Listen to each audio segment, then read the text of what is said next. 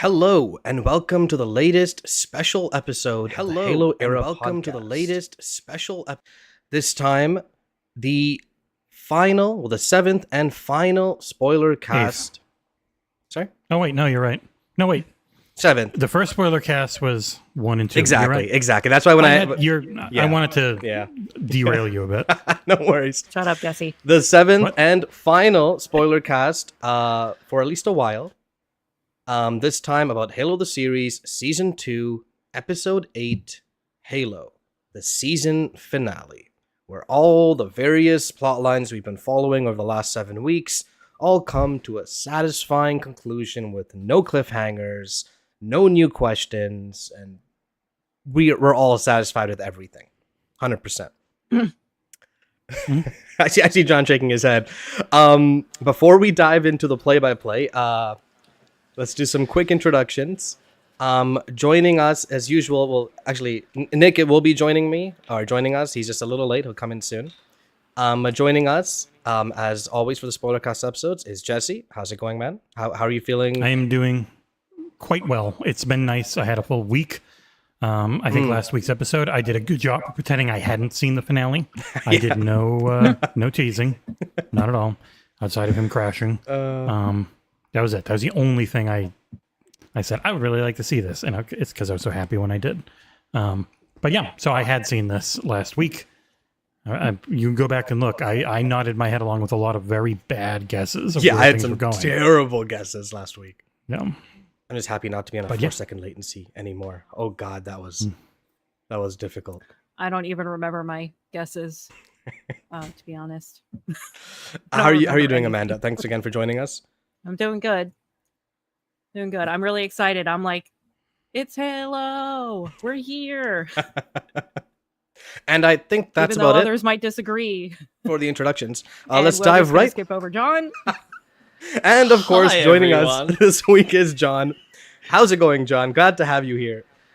I thought to myself that, I missed the last couple, and I thought, man, imagine watching this show and just getting nothing but namby-pamby, positivity, and happiness. Well, that, all right? We're not 10 I'm minutes through yet, back John. with a vengeance. Give it another few minutes. You can swear all you want. Okay, bye. That's all we need. All right. I'm not going to ask for people's initial impressions because we're going to go through that at the end. I'm just going to dive right in. For the summary, I did follow more so declassified because it's more official and actually, again, added some stuff that I didn't instantly catch. I trimmed it down as much as I could, so we'll kind of rush through it, get to the important parts. Again, interrupt me. Could have just read my review. It was a straight up, I just rewatched the episode. Well, I watched the episode and immediately just wrote it and jumped back and forth to make sure I didn't miss anything. Oh, that's smart. It's just long. I had to trim mine down big time too. Yeah, mine's incredibly long. Exactly. It's like 25 words. But let's go through the episode. I know we're all dying to talk about the really cool twists or the not so cool twists and whatnot, and later on in the episode. Let's try and keep things in order if we can, but we'll jump around as needed. Not a big deal. Okay, so right away, the episode starts off with kind of a flash forward, it seems, of a type where Chief is speaking with someone, and the exact lines were, "What the hell happened down there?" Someone answers, "Death, but not yours." What is that thing? Person answers, "Dark places contain dark things. What did you find down there?" That's all we kind of get. The unclassified or declassified calls it, "The Master Chief converses with an unseen being who asks the Spartan what he found down there." That's the intro, and we'll see more of it as we watch the episode. The moment I saw that, I was very much in the, this is a pretty big flash forward. Right? Through some events, because I wouldn't even be surprised if that is a flash forward into like deep in season 3, I think so too. An episode or 3 in, like that was a very far flash forward. And there's the some way they were talking. Stuff that happens, or at least some signs that really, I think, support that theory. As we get to it. But okay, all right. And then back to the present day, we have our little cold open. Or second cold open, which is Miranda's examines the spores she found from the alien object. So here I was wrong right away. I honestly thought it was some kind of index or something instead, but no, it was just straight up blood It did spores. poof. Yeah. It did poof. I'm confused though. I'm confused, right? She asks the hilarious Yeah, Janine character, who has probably won hearts and minds across the planet with that turn of being the irritating person that infects the entire lab and causes the downfall of humanity. But at the end of the episode where they found the sample container, was it Janine that opened it? And did I miss a meeting? No. No. The sample container wasn't opened until it was in the unit. Yep. So they brought it up, closed it. She opened it within the sample with gloves on, within their little contraption. And then she was like, "You didn't touch that, did you?" And Jean's like, "No, of course I didn't, you nepo baby." Yeah, but she did. Right. Okay. That's why, because I was like, wait, did Janine open it? Did I miss? Like, I thought. And then I'm pretty sure Janine's the one that's in the prison cell later with her hair down. Yeah, she over is. it. Yeah. 100%. 100% it is. Okay. Oh yeah, because she totally stabbed a guy in the jugular. Yeah. She's in the brig. Yeah. No one thought, these veins on your skin are kind of funny, but let's just put you in the brig and not worry about containment. It's fine. Well, As see, soon as that's she was actually like, no. So you didn't touch it, did you? I was like, So I do want to talk about that, did. right? Because people It's are bad. talking about how that's like a plot hole, whatnot. Where it's like, why aren't they containing it better? What the hell are they doing, right? And the way I immediately thought about it was that it's Miranda and Halsey keeping this discovery to themselves, essentially, not telling the entire facility. Nobody else knows about it, and everyone else Exactly. is currently working on their last gas shot to save humanity with the Spartan 3s. Like it didn't seem to me like it was a big like concentrated effort to let's biohazard off this area, blah blah blah. It was like their hubris, Miranda and Halsey's, were like, we got this. It's our discovery. We'll look at it. We'll find out what it is. You know what I mean? I get that. I'm sure they part. didn't expect it to be a contagion. I Yeah. think like the lady, she just did she just did a fuck up. She was like, "Ooh, I'm gonna go look at it," and then they're like, "You didn't touch it." She's like, "No." So I don't feel like it's a plot hole. This version of the flood is in the lore where one spore can destroy a planet, and it goes from very slow acting spore, which grows things inside you, which are much faster acting, which is what we saw. So it really was this very slow thing where she just kind of looked a little off, but she wasn't mutated or all veiny or anything until she had been in that cell for a while, is when she went from looking like shit to looking like a In fact, all they saw was someone just stab someone in the neck. Speaking of, Well, no, hang on. So she done. was standing there being all weird, and they were like, Janine. She was eating an look at the apple. shot where she's standing there before she murks the guy in the neck with a biro. You can see all this like purple vein up one side of her but that's face. because the camera's like focusing in on it. Like, if I'm like really sick and coughing like crazy, and then I stab a guy with a flipping knife, they're not gonna put me in quarantine. They're gonna throw me in prison. You know what I mean? Well, I honestly feel like this happened like between the beginning of the shift to like lunch break. This all It happened was very within quick. like a couple hours. I mean, I guess from the viewer's perspective, it just felt a little bit odd. Like, I've got no criticisms of how they've done this reveal. Like, it was pretty cool. I've seen some criticism online about, it's just zombies. I'm like, it's not. It's flood, yeah. The flood doesn't just pop up as this giant spore. That exists because you can't shoot microscopic things in a video game, right? I'm sorry, people. It is a virus, right? That is also a hive mind and we organism. saw a version of that as it went through her system, and then it comes out the mouth, goes in through the eye, and it's like, and then you see them start to mutate. Like people don't just immediately become a giant flood friggin' bag. But it was very cool. But It was very this cool. initial scene was how they're handling introducing the show audience to the flood, which obviously, as people that play the games, it's a huge part of the story for the first trilogy, a huge part of the lore. And it's interesting that they decided to go this hard into it this quick. I do appreciate it because it gives Kwan's purpose more of a storyline. It gives Soren being there more of a reason to be there too. You know what I mean? Like, it kind of we'll talk about that as we get through it. But the music choice in this scene, that was an interesting choice. Yeah, it was weird. It was a weird. You're muted. It was a weird scene, and like, as much as I appreciated and I was surprised, and it was nice to be surprised, right? We got a bird man. Rather than disappointed, it was nice to be surprised, and I was like, "Oh, cool, Flood!" You know, because I was sitting with my partner who has not played any of the Halo games, and she was like, We good. "What is this? What is this? Why are they? Why? I don't like these." And I was like, "Yeah, I can't tell you what this is yet." You know, like that was fun, but it also felt rushed to me, and I think that's probably a predominant feeling throughout the show, is rushing to get to the next plot point. And it's funny because I really enjoy this pacing. Yeah. I don't like long shows different horses that are, for different courses. Yeah, right? I don't like dragged out things. That's why I was never that big into network TV, where you'd have 26 Dragged out episodes things? and you have your filler. And like I don't sometimes miss the filler- those days. The filler in Star Trek could be incredible for the next generation, but sometimes the filler was just terrible. Not a Beverly And it's Crusher episode. Yeah. Hey, Nick. So I'm happy with the more overarching story stuff for 8 to 12 episodes. Like I think Andor was 12 and they're going for another 12 and they're just they got a flat 24 in their mind for 2 seasons. I'm like, yeah, keep that quality bar as high as you can. This shit's expensive. These people aren't cheap. I'm okay with it. Yeah. Yo, Nick. Nice. How's it going, man? You doing good? You're muted, sorry. Still muted. Forever muted. Oh yeah, the damn see the big- Yeti classic button. Nope, still muted. It's got to be solid. All right, now. There you go. There it is. We're back. Okay. So we just started. We're talking about that initial flood outbreak scene. What did you think when you first saw that? Before going into deeper flood thoughts later in the episode, just that initial outbreak scene.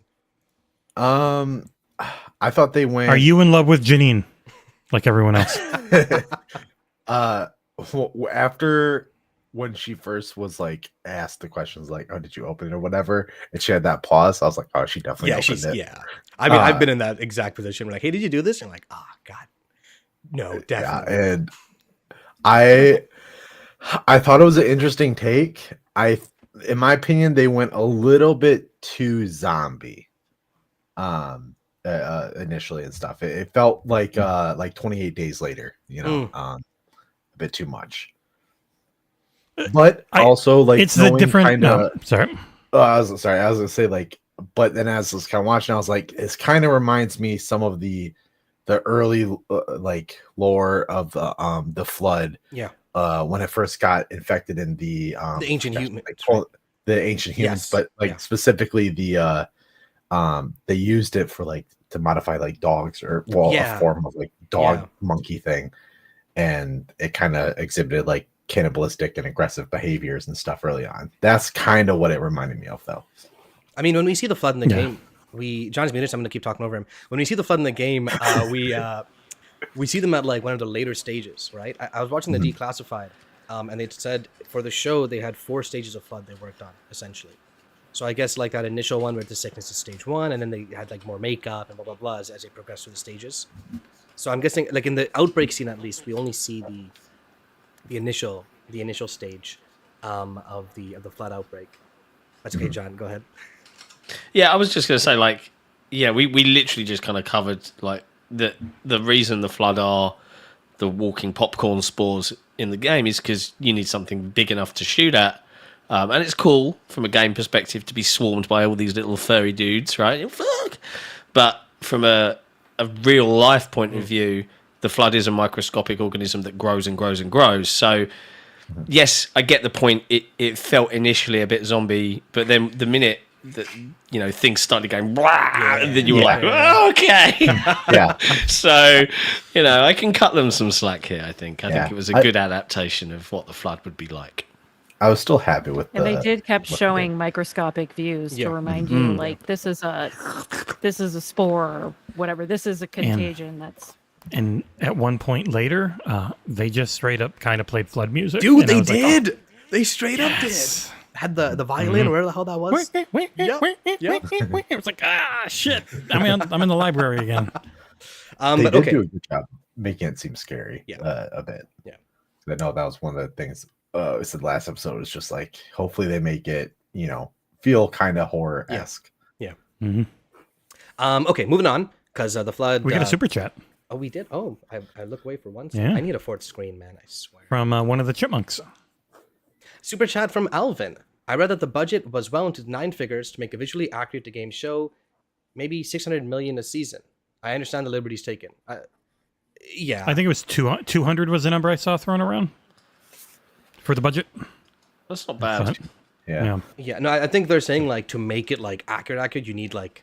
Yeah. But even that because then it's every episode is nonstop giant action set pieces because that's what first-person shooters tend to be. But it's not just budget; it's also logistics. Do you have the time to build those set pieces? Do you have the time to pay the scheduling for these guys? Do you have enough like coordinators? And you know what I mean? Like, there's so much into it than just money.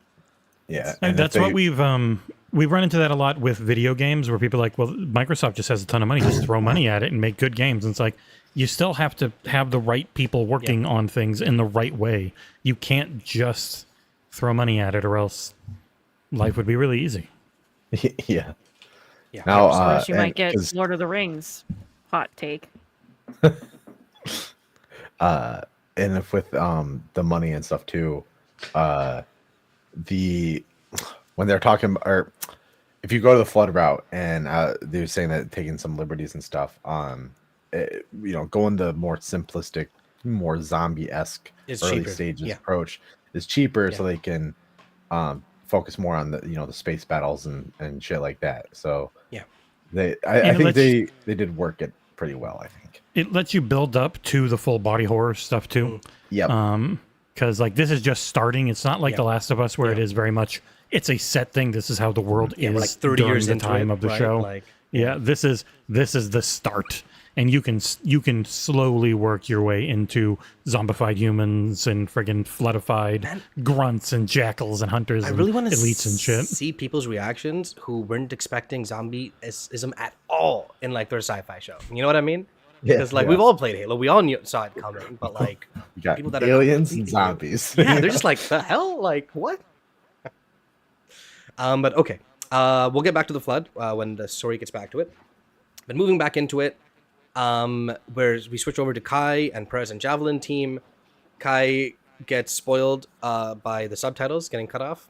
Like straight never subs. The Condor they're in blows up, but they still manage to, in a pretty cool scene, like navigate through the debris field full of all their friends' bodies and body parts.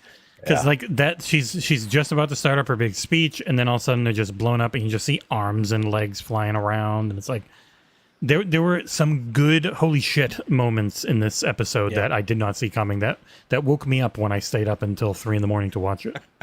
That was the last one.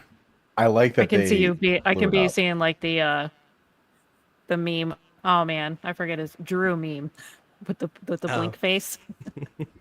While you're watching it at 3 a.m. Yeah. I do like where they kind of cut her off like mid-speech with the explosion stuff. Yeah. I'll say like there's been a lot of like kind of TV tropes through this series, and I was like, okay, here we come, big, pump them up kind of moment. Yeah. But I was like, nope. And I was like, okay, I like that. I like that. You tricked me there. And I think it's also showed that like with Kai's like leadership, they kind of like rebounded back together. They got themselves back out of like their gridlock or gimlock. I forgot the term. I've seen it in some other side. Gimbal lock. Yeah. There we go. Which I would be like, I guess I'm doing this forever. Yeah, right. Just have a panic attack. Guess I'll die now. And wouldn't be able to think straight. But it was cool. It was cool how Kai was walking them through it. Yeah. Like how to get out of that. I'd be now, children, calm down. Essentially. But anyways, she's like the nursery room teacher, but with Spartan 3s. They make it onto the side of the ship. They look up and they see a friggin' giant Covenant vessel. Man, like some of the visuals in this episode were so cool. I gotta rewatch these, definitely. Oh no, it's not a capital ship. Destroyer. Yeah, right? Yeah. Anyways, okay, so moving on. So now Perengonsky contacts Chief, tells him, "Yo, you gotta get to that ring ASAP." And Chief's like, "Yo, what the heck? I'm so happy to see you, Master Chief." Yeah, right. Wow. Like everything's okay. Welcome back. Woo! Fuck you. Can I air how much I hate hate's a strong word. I feel like Perengonsky is completely miscast from the character of the books. Like, she's just like, and more to the point, like, and I'm sorry to bring this up early. What was the whole point of Reach and everything that they did? What do you mean? Like to get what? Cortana onto the Covenant ship so that they could get the information they needed to make that spike. Or to specifically also lure the... What do you... They only know where the ship is because they had Cortana on that thing that lured the entire fleet here. You caught that. Mm-hmm. Right? Yeah. That The was whole pretty... point of They had a Cortana- big thing They talking didn't like about that. Cortana. They didn't trust Cortana. I know they wanted to use the spike to blow up everything and just kill everybody, including... No, but even before that, to lure the Covenant fleet to one specific location, they used Cortana. Yeah, John. Yeah, like that was pretty clear, man. They made that pretty clear. I just can't help but feel like it just feels really like hilariously convoluted. I guess I'm just sitting there thinking like, what was the like? She wasn't working for Oni. She was. It was just weird. I don't know. She was. So Cortana was working for Oni up to the point where she knew that they were just going to leave her to die. Yeah. She only Yeah. worked with them to help save Chief. Once she knew they were going to leave her to die, she tried to work with Makee to not die. That was pretty cut and dry. Yeah, I thought the Cortana stuff was kind of obvious. And yeah, Cortana made it very clear her true loyalty lied to Chief. Yeah, Their she time does- she together, does love everything the she's Chief. been through. Her loyalty is with Jon. She only worked with Oni because he was going to die if they didn't get her out of him, and they used their situation to two birds, one stone. They get rid of Cortana by using her the way they wanted, essentially, because they don't trust anything Halsey created. Yeah. Also, this is like the first smart AI in the UNSC period, or Oni period, right? So it's In not this like, timeline. Well, yeah, I'm Yes, not talking. and about, the only timeline that I'm not matters talking for about the the show- books, man. Yeah, there's no other AIs that are clever like Cortana. No other smart in AIs, the right? This is the Silver first of its kind, first of its type for the show's logic, you could say, right? So in that sense, not trusting it, being more like, fine, like go die with it, and not realizing it can disobey your instructions, you know what I mean? Stuff like that. I feel like I'm okay with that. I think the logic checks out. I will say there's always one disconnect I see is even like I really liked Installation 00's breakdowns of everything, but he always brings it back to, well, how can they do that if it's not how it works in the books? Essentially logic. And it's like, it just doesn't matter what they did in the games or the books for what they can do in this, because they're pulling from those. They have a skeleton from that, but as far as where they're going to go, you just have to accept that they're going to choose to do what they want. And either it hits for you or it doesn't. But what does or doesn't happen in the books doesn't matter for this show. I mean, at all. Bungie tried hard to make the friggin' books not matter in their last Halo game. You know what I mean? Like, they tried Yeah. real hard. Yeah, to make yeah. I remember the uproar when Halo Reach came out, and they Yeah. were like, "What the hell is this? Straight Who are up. these guys?" And then, like, Xbox proper tried doing books to retcon and fix things. I was like, yeah, it was a mess. It's just a piece Yeah, of it Cortana, was. guys. Just a little piece. But a piece she needs. A software update that we can't do over the air. But anyways, okay. I do agree with you though. The Perangasi, the character, I honestly don't remember much of her from the books. I really don't. Ackerson, I remember a fair bit. I don't remember much of Perangasi.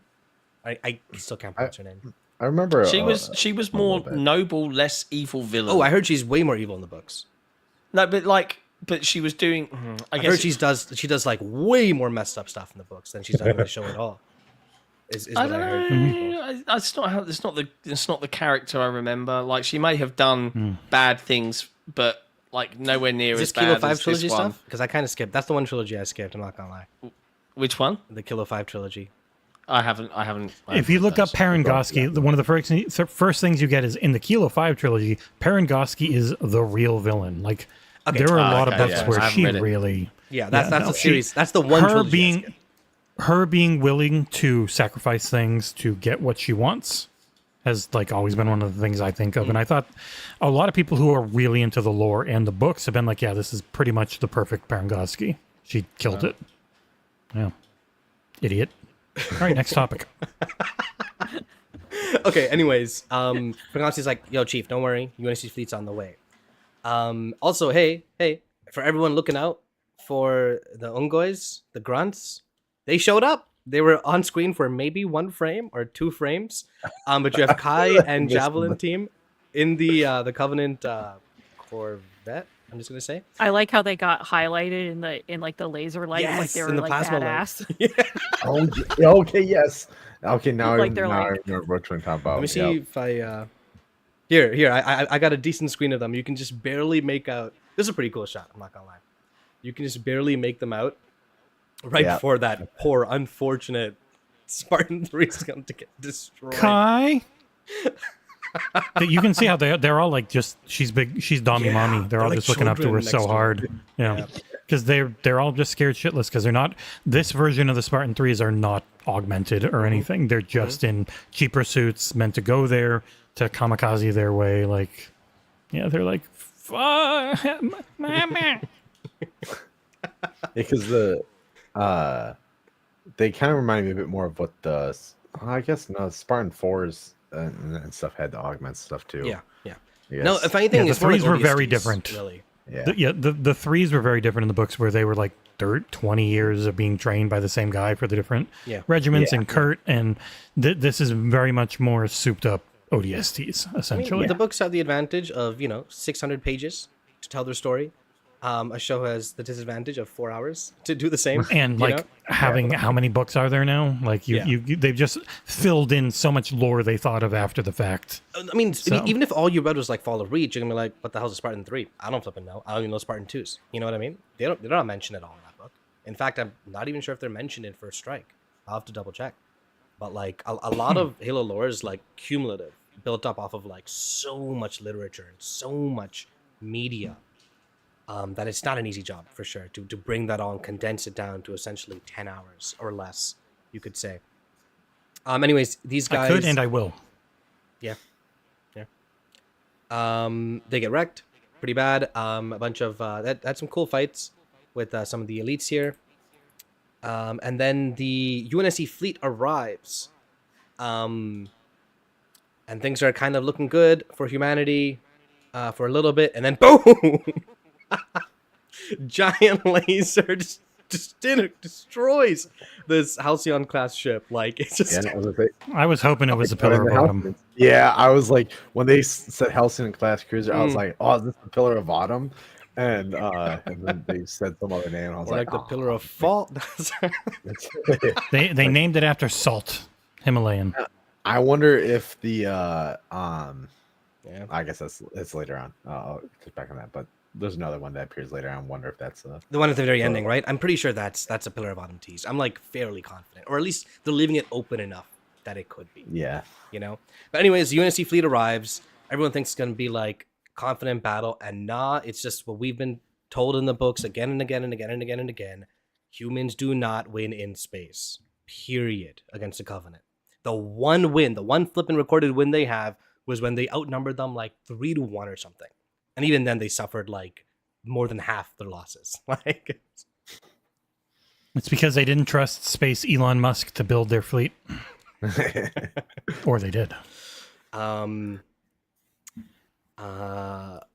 yeah, so this is really the extent I think you get of space battles per se with this season, which is kind of just humanity getting I was a little surprised to even see the fleet pop up at all. Wasn't Paradox's plan to like blow everything up? Yeah. Right? Yeah. It was still her desperate get at least one ship. Yeah. Get at least one crew into one ship to blow it all up, and I will sacrifice every single person. She said it last episode. He's like, how many will you sacrifice? And she's like, everything. We just need one to succeed, and they're all gone. Yeah. The way the way my mind approached it is, yeah, she's ahead of Oni, but that doesn't mean she's ahead of every single military decision being made in the entire Navy. You know what I mean? So there's a giant battle happening. They mentioned U.S. Admiral Stanford. They name dropped him.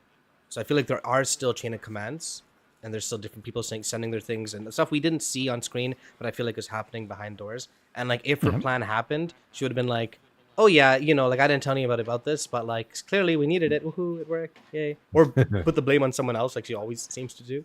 Right? I can't believe Ackerson did this. I sent Ackerson really. in prison, like, bro. We've already locked him up because of what he friggin' pulled here. Oh my god, look at this guy. He's going to tell you some stories. Don't buy him. Yeah, straight up. Master Trees is back. Look what he did. He was working with Maquis and he did this to our fleet. Okay. And then Kai's asking for help. Chief is kind of contemplating like, what the hell do I do? Have what I thought was a kind of a cool flashback sequence to even some season 1 scenes, which fit pretty nicely into the sequence, with him flipping the coin and talking to Halsey. And then he gets off in the back of the carrier, and Prengoxy's like, "You can't save them," and he's like, "You don't know what the hell I can do." He can say what the hell. He's like, "You don't know what I can do." I think was his. And then trailer shot and big music sting. Yeah. Yeah. Yeah. And then before we get to Chief's heroic Luke Skywalker entrance, we switch over to John's favorite. we switch over to Maki and Cortana a bit, where Maki realizes that Cortana's true loyalties are definitely with the Chief, and she's like, "Okay, I'm gonna destroy your data chip," and so she steps on it, crushes it, and With her space heels. Right? They're very big heels. Yeah. Some ball crushers. Cortana's dead. Oh no. There goes Chief's entire journey. Too bad.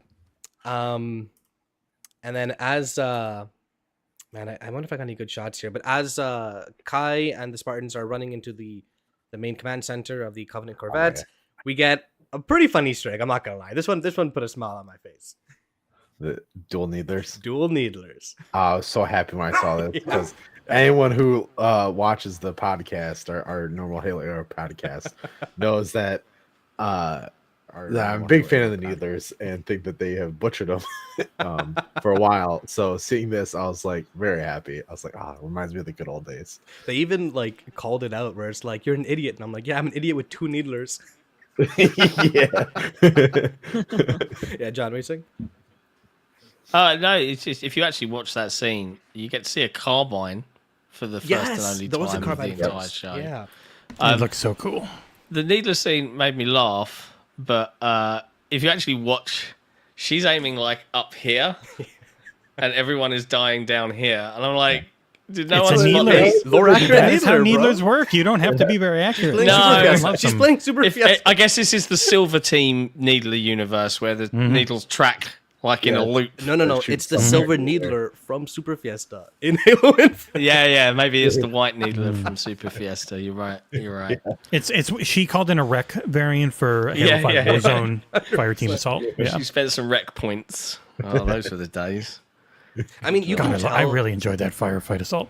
That was so fun. You can tell in the show when like certain scenes clearly don't get like the same amount of care or budget as some of the later scenes, but they still want to do some cool stuff. I'm okay with that. You know, like, yeah, the needlers didn't look super amazing. Yeah, they kind of look like toys here and there, especially when she grabbed one. Like, it's fucking huge, right? So, like, realistically, it'll be heavy as hell, and you can't show that too well, especially with, like... She had a super suit. Yeah, I have a Needler Nerf thing here. It's pretty big. John's got his super special one. Oh, yeah. And a big box. I know they made a yeah. I wanted that one. And I don't have that looks that sick. Oh my god. Yeah, that's the one I wanted to get before, but To be That's fair, one of you. they are huge. Yeah, they're massive. So, like, it'll look like a toy, really. I mean, it's purple and pink. Like, And if you're holding it that and you still trip lights while you're up. walking, that is huge. Holy Ooh. crap, that's massive. oh wow, nice. Don't take that to so America. jealous. it'd be funny if your whole room just blew up right now in pink mist. It would be hilarious. Maybe someone can edit that. How sharp are those pieces? Because I would be really scared of tripping while I'm carrying They're it. actually a very soft plastic that can kind of Okay. bend. Forbidden candy. They thought ahead of that. That's always the thing with those metal straws. Like if you've got a metal straw and you trip and it goes in your throat, it can just friggin' take you right out. Oh, that was me. I actually Yeah. won that needler Yeah, from use the floppy 343. ones. So thanks 343. Yeah. Appreciate They it. bought you off. Yeah, well, they did a ghost. I don't know. You have to cast your minds back. They did a Ghost of Onyx. No, Ghost of Onyx. What am I talking? Ghost in the Shell. Competition for Halo 5, and first place was trip to some HCS event, and I was like, I want to fly 10 hours to go watch a bunch of sweaty dudes That'd play be so Halo. cool. What's the second? What's the second prize? Giant Needler and a Boomco Nerf Spiker. Yeah, I won that. And I won second place, so I got my wish. I was happy. Dang. Was really for a Ghost in the first. Shell event, was it about like how naked you could make Halo characters? Because that's like the thing I mainly No. remember about Ghost in the Did Shell. first place make the spider tank? Ghost in the Shell contest. We had to build though, a that spider was- tank level. Ooh, that's cool. Oh, I remember that. Yeah. Yeah. I remember that helping with that Ghost in the Shell contest. Not did we help with that? And then I don't rigging know. it I just so remember John it would being. win. I just remember being it. Not the best thing in the community or whatever. There's a lot of controversy. I don't know. Yeah, people were cross about. I think in some ways of how the competition was handled, but I thought it was done as People get very mad if they don't win stuff, and they As well think as they it put a could lot be. of. They should. Yeah. Oh, Yeah. yeah. Yeah. But okay, yeah. So moving on from the Needler. So Kai's about to use a spike or getting ready to use it because she looks outside. You see space battle, not going too hot. I love how the spike makes noise and lights up. It's such a TV thing. Yeah, straight Yeah, up. Straight up. It's just a It's so vibe. dumb. It's just like software code, dude. First off, I love how it's a No, spike. Yeah, I like the RoboCop middle finger spike. I'm always cool with that. But having it like light up and go neon blue is just like, okay, yeah, this is very much a. We need our timers to be giant red beeps on every right. bomb. And it's like, why would you ever do that? My spike made by Razor here. Right before Kai stabs a spike in, there's an explosion, and then Halo Declassified had like 2 paragraphs about this. I deleted all of it. I just wrote. And then she points a gun she knows is empty because she says, I'm out of ammo. But she Oh, still that's points true. it anyways. And I was like, why are you pointing your gun? You just said it's out of ammo. Instinct. All I wrote down was super cool chief battle, because that's what it was. Mhm. It was pretty friggin' hype. You Yep. can see him in like in the shadows, like ducking, like in this shot here, like he's barely making it out. Yeah. It's the supremely confident in movement and very short in talking chief. Yeah. That he, Yeah. It took a while, and they really built up to it. Especially in season 1, you go back and he's just fucking yelling and like a weird kid half the time. But this season was very much him going, "Oh shit, I am going to learn that I am this chief from these books, and holy shit, I'm cool in these." And he ends up really feeling like that finally, and sounding a lot like Steve Downes at the end. Yeah. Yeah. 100%. You're 100%. welcome. That kind of. I won't. But yeah, this was a pretty cool pretty cool fight. Even though it was only like 20 seconds, which I feel like it kind of has to be. When you make these guys move as quick as they are and as lethal as they are, you don't only have extended combat, you know? You can, though, stick a grenade onto one, throw him away in the Yeah, he did background, stick and then someone, walk as right? it explodes. Yeah, you Yeah. can hear it stick, and Yeah. he throws him back, and that's when he's walking forward, and you hear the explosion. He's all cool. Yeah. But he even like Yeah. he used like the kick, the waiting for that moment. momentum from the kick to dodge a sword that was about to slice him. Like it was the fight choreography is really well done this episode. I want to say, like They never went across your line of vision, which can make it hard and muddy to tell. They didn't do the Bourne thing where it's shaky cam and you don't know who's actually hitting to who, tell. and it just seems like there's a bee around and everyone's like going fuck. It was clear, which is the most, especially the most you can ask for when there's so much CGI, because Yeah. that tends to get muddied and hard to read. yeah. He also sliced an elite in half vertically. That was pretty cool. But anyways, yeah. So he has this pretty cool fight sequence. Makes it to Kai. Kai's like, "What are you doing here?" Most chief line ever is the response of "You're welcome." Anyways, and then they evac Perez out of there. But Kai remains in the bridge console where she's kind of keeping an eye on the battle and remaining to see whether she needs to use a spike or not. Is Unlike the design out of books it? in Samuel, they were able to patch up her suit because he said Yeah. seal her suit. Now I don't know, did he fly his Condor over there and they were just going on the Condor, or did he fly in himself and they were able to patch her suit and then get to his Condor? They probably. I'm curious. Oh, he flew his Condor over. Yeah, that makes sense. Yeah, that's what I'm guessing. Because it's not like he used it Because- after that. So, Yeah, and it's very much a think about it. They're not going to show you everything yes, approach, which I can get can be annoying to people when you would just like to have some direct idea. But I do think you can logic out most of how everything works with what they give you. yeah, exactly. Okay. So Kai stays behind while the Perez evacuates. Chief sees a little dropout heading towards Halo, and he knows that's where he needs to go, or at least to the ship near there. And then we meet up. 1 second. And then we meet up with Soren and Kwan. Okay, so I think, yeah, I'm just gonna go. I'm gonna do the entire Soren, Kwan, and the whole flood stuff right now. Just real quick. Soren and Kwan meet up. Kwan's like, "Hey, we gotta go." Soren's like, "Not until I grab, my family." They meet them. They find out that they're in a prison where we meet Ackerson also in prison. Kessler and Lara are right next to them, and Janine, who's infected and is finally actually taking out little spores out of her mouth. Ugh. Really, yeah, really creepy looking. The breaking of the bones that she does to get through the cell got to me more than most body horror does, because there's a lot of cracking where it's just like, yeah, they're just snapping something. They don't give a shit. They're moving as fast as they can. They don't have the limits our brains put on ourselves to not. Yeah, it's just like wet popping noises. Yeah. Because there are people who don't feel pain, like they don't have pain receptors at work, and they just have to be very careful, because you can break everything in your body really easy. We just don't, because our body's like, no, stop doing that. You're an idiot. What are you doing? But like, just I guess I never really thought of that. That like I always just thought it was a trope, but I guess now you mention it, it's like I do know they don't give a shit about breaking their friggin' neck. It's not going to kill them. Yeah, that we can break our own stuff. You can be the Joker in the friggin', god damn it, I can't remember the name of it. The Frank Miller Dark Knight thing where he just snaps his own neck at the end to really show it to Batman. I love that scene. It's a 30-year-old spoiler. I don't give a shit. Returns, right? Yeah, Dark Knight Returns. One of the best movies ever, for sure. The best DC animated movie. Yeah. There's two of them, and they're both so good. Yep. Watch them. If you have not watched the Dark Knight Returns DC animated movies, you should. They are great. Yes. They are legitimately some of the best superhero stuff ever. Yeah. You know what's interesting is when her face is deforming and she's going through the cells, right? It reminded me a lot of what the foreigners called the flood, right? They called it the shaping sickness. And it's like right there in front of you. Like, this is it. We're showing you in our makeup effects. And a lot of this is practical. They said most of the flood stuff was practical, except for the transitions between their phases that they made. That's when they used VFX. It makes sense. If they did that like practical, that'd be fucking amazing. Yeah, they grew an arm out of that lady. It took them like 3 years. They've been planning for a while.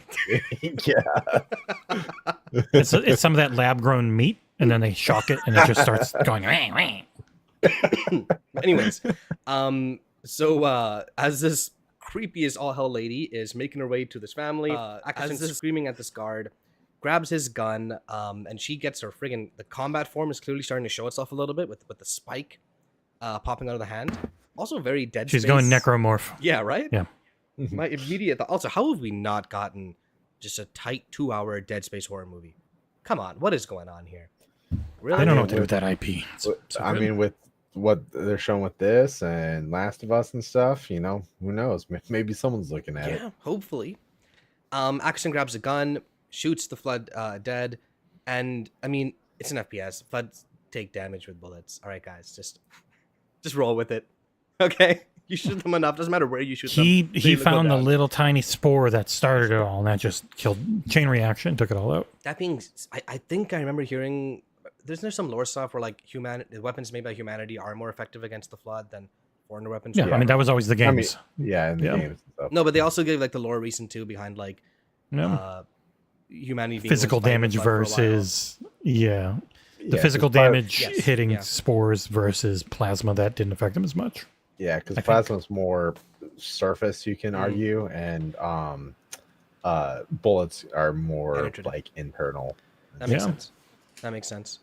And you've got to get wherever the spore, which was normally their chest, would latch on to. Yeah. In the declassified part of this, they mention, or Ackerson's actor mentions, like, in this scene, like Ackerson's a military man, so he grabs a pistol and he shoots. And I guess we forgot, or the show didn't really talk about the fact that he is from military, right? Like we got one line where they were talking to him and said, "You served, right?" To him. That was it. Like it's again, they do bring it up. Whole setup for this. You blink and you miss essentially, right? He did waste an entire clip somehow and only like 5 shots, though. That guy did not keep a fully loaded clip. No. Plot hole. Straight up. Yeah. Yeah, it was like 3 bullets. And he was like, I think it was. I counted 5, and it's like a full thing. It should be like 10 or 12, right? And it's like, what? Yeah. How are they out already? Stupid plot contrivance. Yeah. But okay. We need to have a bullet counter. Yeah, I'm lowering It's so my score. important. People count 3. bullets now when you're watching. Straight up, something. right? That's the John Wick thing. They actually do count them, and it's yeah. cool. Oh yeah. Yeah, you really have to. Chief is heading towards the Covenant ship where Cortana was on. Halsey's there in command room. I did like this line by Chief where he's like, "You're already in command? Like, really? That took like 2 hours, lady. Like, what the-" Yeah. He's like, are you in prison or whatever? It's like, Yeah. I don't think so. Haven't you been on the Or run it's for not or months? whatever. Oh man. Halsey helps him get onto the ship to find Cortana, which he does. And Cortana's like, "We're not gonna make it." He's like, "We'll make it." She's like, "We're not gonna make it." He's like, "We'll make it." Spoiler alert: they make it. Classic. He does some. He's like, heads, What bitch. he does the thing he always does when he's around control panels, and he punches it. It's It is a very Chief thing. Do you know how to hack it? No. Bam. I'm gonna punch you into my suit, Cortana. So according to the thing here, it says the Chief plunges his fist into the console, his suit absorbing Cortana from it, is what Declassified said, which is the vibe I got as well. Like he kind of absorbed Yeah, her. no, I mean you can see her going up and in because Yeah. she had jumped from she had Wi-Fi'd from her thing into the ship systems, and then he that's his version of fisting. Yeah, and then he armor locks for the next 30 seconds or so as they crash. He Oh, he had a bubble shield. pumps up the pressure of the ballistic gel layer in his Mjolnir armor, actually. No, I think he just armor locks. We're close to reach. We're No, close he had a enough to bubble reach. shield. Yep. Hey, this isn't the Prime universe, yeah? This is the Silver Team universe. Yeah, Silver Team can take whatever they want from the Prime universe, and they can shit on the rest. I know. They're like gods. Oh Jesus, that picture kind of freaked me out. Anyways, and then we're back to Flooding Crew for a bit. Like I just pressed next. And now we have Soren and Quan make it. They find their family. They free them. Soren hesitates a bit, but does free Ackerson. Ackerson's like, "Hey, I know where to go. Let's get out of here." As they make their way through, we get like probably like the most horror aspect of the episode. Yeah. Slowly going through more proto combat forms, right? Clearly getting Going ready. through Onyx's underground parking facility. When I was going through during the review, I was like, I think I just called it. For some reason, they've got a huge underground parking facility here. I'm assuming it's like a back exit to their prison or something, right? Is the assumption? It's a parking facility they had near. Yeah, something, there we go. They find a horde of infected. They retreat, but then They Quan- retweet it. Wow. They retweet Stop the Steal, and then we immediately hate them all.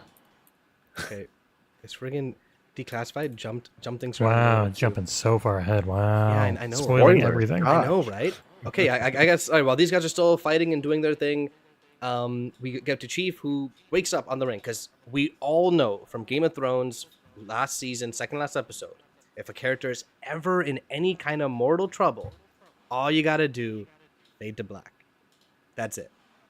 Fade back in, they good. They're in a good spot. Yep. Chief wakes up on the Halo. We get the nice giant chorus of the Halo anthem, Halo theme. Sorry, playing in the back. I didn't get it here, but you get the Halo Infinite Chief helmet shot. Right? Yeah, I made it my. So I Yeah. took one screenshot. I wasn't supposed to, but I waited until this episode had aired, so it was out there. But that is my screenshot for the review because it was so good. Him holding his helmet. Yeah. Yeah. It was very Halo Infinite. Oh, so now you're all happy he's taking his helmet off. Love it. Beginning. I was hoping his helmet would just explode and never be able to put back on. Well, I'll come to it at the end, actually. Okay, cool, nice. Moving on. She puts the helmet back on, and then another kind of wide-reaching shot of Halo looking up. I guess it does make sense that like because of the sun, you're not really gonna be able to see like the ring with your naked eye all the way around. Oh, You know it's what the I mean? atmosphere. Yeah. That's what At it is. nighttime, you can. Yeah. So if they ever do a nighttime shot, it would then make sense. If it's not cloudy, it would make sense to be able to see the whole thing. There's some really cool shots, like this one here. Like that's the wallpaper when it's not flipped and Yeah, sepia. they felt A lot of wallpaper shots. Yeah. Yeah, Yeah. they're getting their cinematography on. Yeah. Before we go back to the flood, we got another story arc to wrap up, which is Perez wakes up on a condor, wondering, "Hey, where the hell's Another Kai?" story arc to blow up. Kai is still on that Covenant ship. She looks at the UNSC fleet getting friggin' wrecked, especially by this giant destroyer class Covenant wrecked. vessel. And then what were her words? She's like, "This can't be that hard," or something. I forget her exact words. Mhm. How hard can it be? How hard can it be? She'd recently watched Flight of the Navigator in her downtime, and she was like, "Oh yeah, I remember this scene. Do you remember Flight of the Navigator with the big pods, and that's how you flew?" I thought she was watching some John Holmes movies, and she's like, "How hard can that be?" Moving on. Anyways, yes, okay. So Kai takes control of the Covenant corvette, and rather than using the spike, which I assume she knows would kill everything, she decides, you know what, let's take out this giant destroyer ship in a collision. Pretty cool shot of landing right on, and a big explosion, then a bigger explosion. But she we did don't get a see line. She got to say, Oh yeah, "This is gonna hurt." yeah, yeah. Where I'm like, And at that point, I had a little bit of faith. I was like, "She might not be dying yeah, here." there's no way they're gonna make that Yep, her last right, line, right. right? Yeah. Yeah. She Chief, might be Linda-ing here. yes. She's gonna float out in space like Chief did at the beginning of Halo Infinite. Yeah, for 6 months. Chief feels a disturbance in the force. That's what I was thinking when I watched it. I was like, oh, she's chief now. Yeah. She's floating in space for a while. Okay, back to Halsey at the command center. Halsey first talks to Miranda, like, "Hey, Miranda, yo, what's up?" And Miranda's like, "Yo, Halsey, what the hell? Like, we got a major problem here." And I was like, "What's the problem?" You're under arrest? I'm not sure. Yeah. And then Halsey sees that people in the I don't really command know what's center going are on right already now. infected. She's like, "Okay, Miranda, stay right where you are." Ugh, God, gross. This is the screenshot I took. But anyways, Halsey gets jumped by someone who's again making spores in their bodies, little tiny spores. She makes it out because some guy selflessly shoots that person instead of saving himself. A pretty blonde lady. Or everybody thinks Halsey is a god. So he's like, no, not Halsey. She Yeah. can fix this. And Yeah. that's what he was thinking in 2 That seconds. lady's smart. Save smart lady. I didn't get the shot of the spore like burrowing through someone's eye, but I got the shot of Halsey And- looking horrified and- watching it Yeah, happen. blood going. Yeah, Yes, it yeah, goes in, like and then the off blood it. plops out Ugh. on the screen, on the window. I'm like, not eye I stuff. saw that. Yeah, I saw that. And I was like, ugh. I didn't get it here, but the last shot we see is of Perengoski getting kind of like taken down by a bunch of different flood. She gets owned. Yeah, she does. She does. Just gets ripped apart. I mean, they don't show her getting ripped apart, but you know that's what's happening. If we know the flood, though, they're going to know she's important, Mm. and I think she'll be a proto grave mind, much Yeah. like Keys was going to be. Yeah, Oh, yeah, okay. exactly. That's a running fan theory. Okay, and They stole it from me. back to Soren and Quan and Lyra and Kessler and Ackerson. Hey, I know all the names now. 8 episodes in. Woohoo. They're leaving the facility. Quan gets separated. And then she's about to say, like, I'm dead. And it turns out that no, this character who's now named the Mother, it's a specific name for the character. Boom, plot twist, said, Quan, you did it. You delivered us. Like I knew you would. But her lines are a little interesting, so I copied the exact ones. I'm gonna read them here. She says, I knew you'd find me. We knew you'd deliver us. Oh, interesting. I just caught the difference there. I was you, protector, so long ago that no one remembers. All your ancestors are here with me. We are all within. It knows you, Quan Ha. It wants more than to subsume you. It desires your submission. Go. I can't hold them for long. What's her exact line? Quan Ha gets out of this like little hive mind thing of them standing still and doing nothing. And makes it back to Soren and them. But these lines right here, I didn't catch it as I was writing it, but I just noticed now it switches between I and we. as she says what she says. Yeah. I was like getting the vibe that she's like a grave mind kind of thing, or precursor. I mean, we know Gravemind like or in general can like do like telepathic stuff. Yep. Right. Like we know that from Halo 2. But Yeah. why would a grave mind want to save her? So that's the thing. So notice this. I don't know. Space magic stuff. I don't know. No. I actually thought it was more. It's going to be a new medley of some form of librarian type Forerunner character who imprinted the genetic memory of being a protector, or something to do with her, specifically librarian from Forerunner kind of plot lines into Quan's lineage. And that's why she can communicate to her. Something like that. But then the Chief saw her too. So maybe Chief, Quan, and McKee are all descended from... I don't know. Who knows? They're making this shit up as they go along. No, I think the through line of it is Gravemind projection, essentially. But those people are still in there and trying to fight it. That's the impression That's how I got. I took it. Like the flood devoured so much, but like Quan has like people, her ancestors, enough of them were devoured that they still like formed their own kind of like resistance, you could say. Which is why like in these lines, that's interesting. Like, notice the difference here, right? It's like I knew you'd find me. That's her talking, but then it's we knew you'd deliver us, right? Deliver us to humanity. She's going to open the. She was jumping. They were jumping between. I kept taking it as ancestors Gravemind, ancestors Gravemind, like depending on if it was good or bad. Maybe it's I don't know. Kind of now after kind of talking about this, it's might be almost reminiscent of in Halo 3 when Cortana kind of the Cortana and Gravemind like vision things kind of jump back and forth a bit. Yeah, Gravemind can hit you with a friggin' projection of himself and stuff from across the universe, essentially. So right. They had pretty much like the whole. Again, no one seems to have read that book up there called this little bad boy here called Epitaph. I'm almost there. That pretty much explains what the domain is. Okay. It goes into that big time and how it is just this thing that is completely connects every inch of the galaxy. And so whenever I see stuff like that, I always come back to that's how 343 looks at the precursor race to the Forerunners, and even they were predated by the domain. Like the domain is forever. Like just and then the Halos fudged it up. Just because the Foreigners can't access the domain doesn't mean the Gravemind just can't. You know what I mean?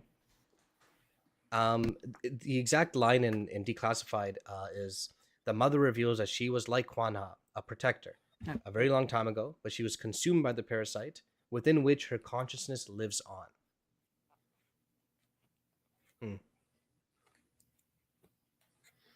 Yeah. That's essentially Quan Ha's story arc coming to a head in a way. I did really like the word subsume. It was nice. I'm just like, you know what I mean? They hit up their thesaurus. Straight up. Yeah. Quan Ha makes it out. This is when show-only viewers get the name of what this infection is.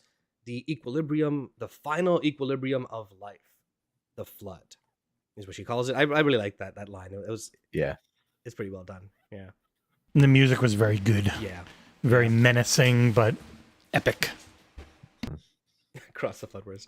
Anyways, okay. So Miranda and Halsey meet up. Halsey makes it to the lab. Miranda lets her in immediately without any kind of detox or nothing like that. They have a bit of an argument where Halsey's like, "This is amazing. Look at this. The flood made light bridges." Nah, Halsey, you're getting a little ahead of yourself here. But and then this was definitely one of the surprising. Or does she think the race that was holding the sample were the race that created the flood? Maybe that's what she thinks. Oh, maybe that was what I got. She definitely didn't like think the flood were the enemies of whatever this race was. So this is the impression I got. You know, well, she didn't think to run from them. She wanted to stay and study them. Yeah. She was like, no, these are so unbelievably cool. Yeah, sure, it's terrible, whatever. But look at how freaking neat they are. Where are we gonna? You want to leave? You don't understand it. And then this is when we I'm dead. get our first, I think one of the bigger twists of the episode, which is Halsey is infected. Which makes sense considering she was in that room with like a ton of people getting. Like, I'm just saying, like, you know what I mean?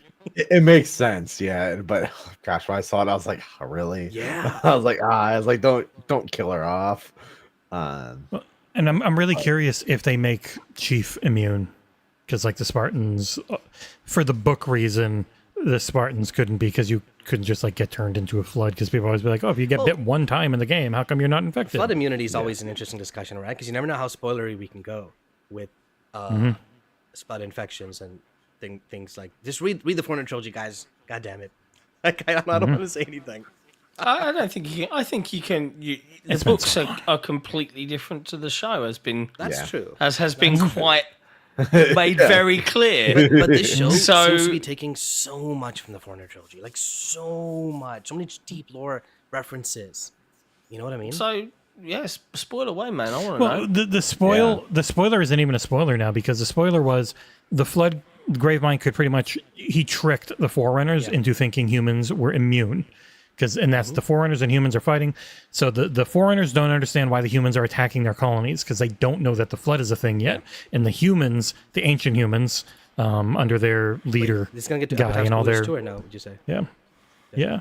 So like, the ancient humans hadn't met the Forerunners really, and then they're being chased by the Flood, and then eventually the Flood start taking over the Forerunners, and the Forerunners get tricked into thinking, well, the humans are just killing all of our people, and then they can't get infected. What is all this? And it turns out the Flood had just decided, I'm gonna trick you, dumb bitches.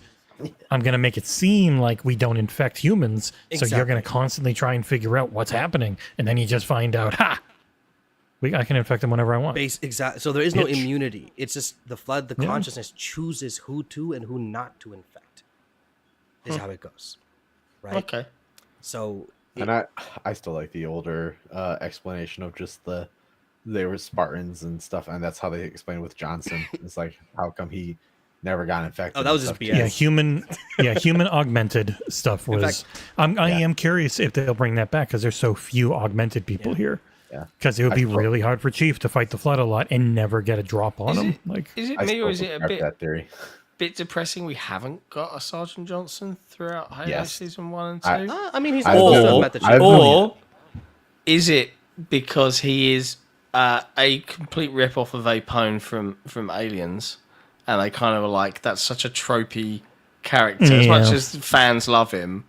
They've been. I feel like they've kept away from the stuff that was very heavily influenced from a popular IP where they can. Yeah, I wouldn't be shocked if we get some. If it's going to be on the ring and a lot of fighting, we'll get some cool military dude type character. I bet. I wouldn't be surprised if you see him for next season.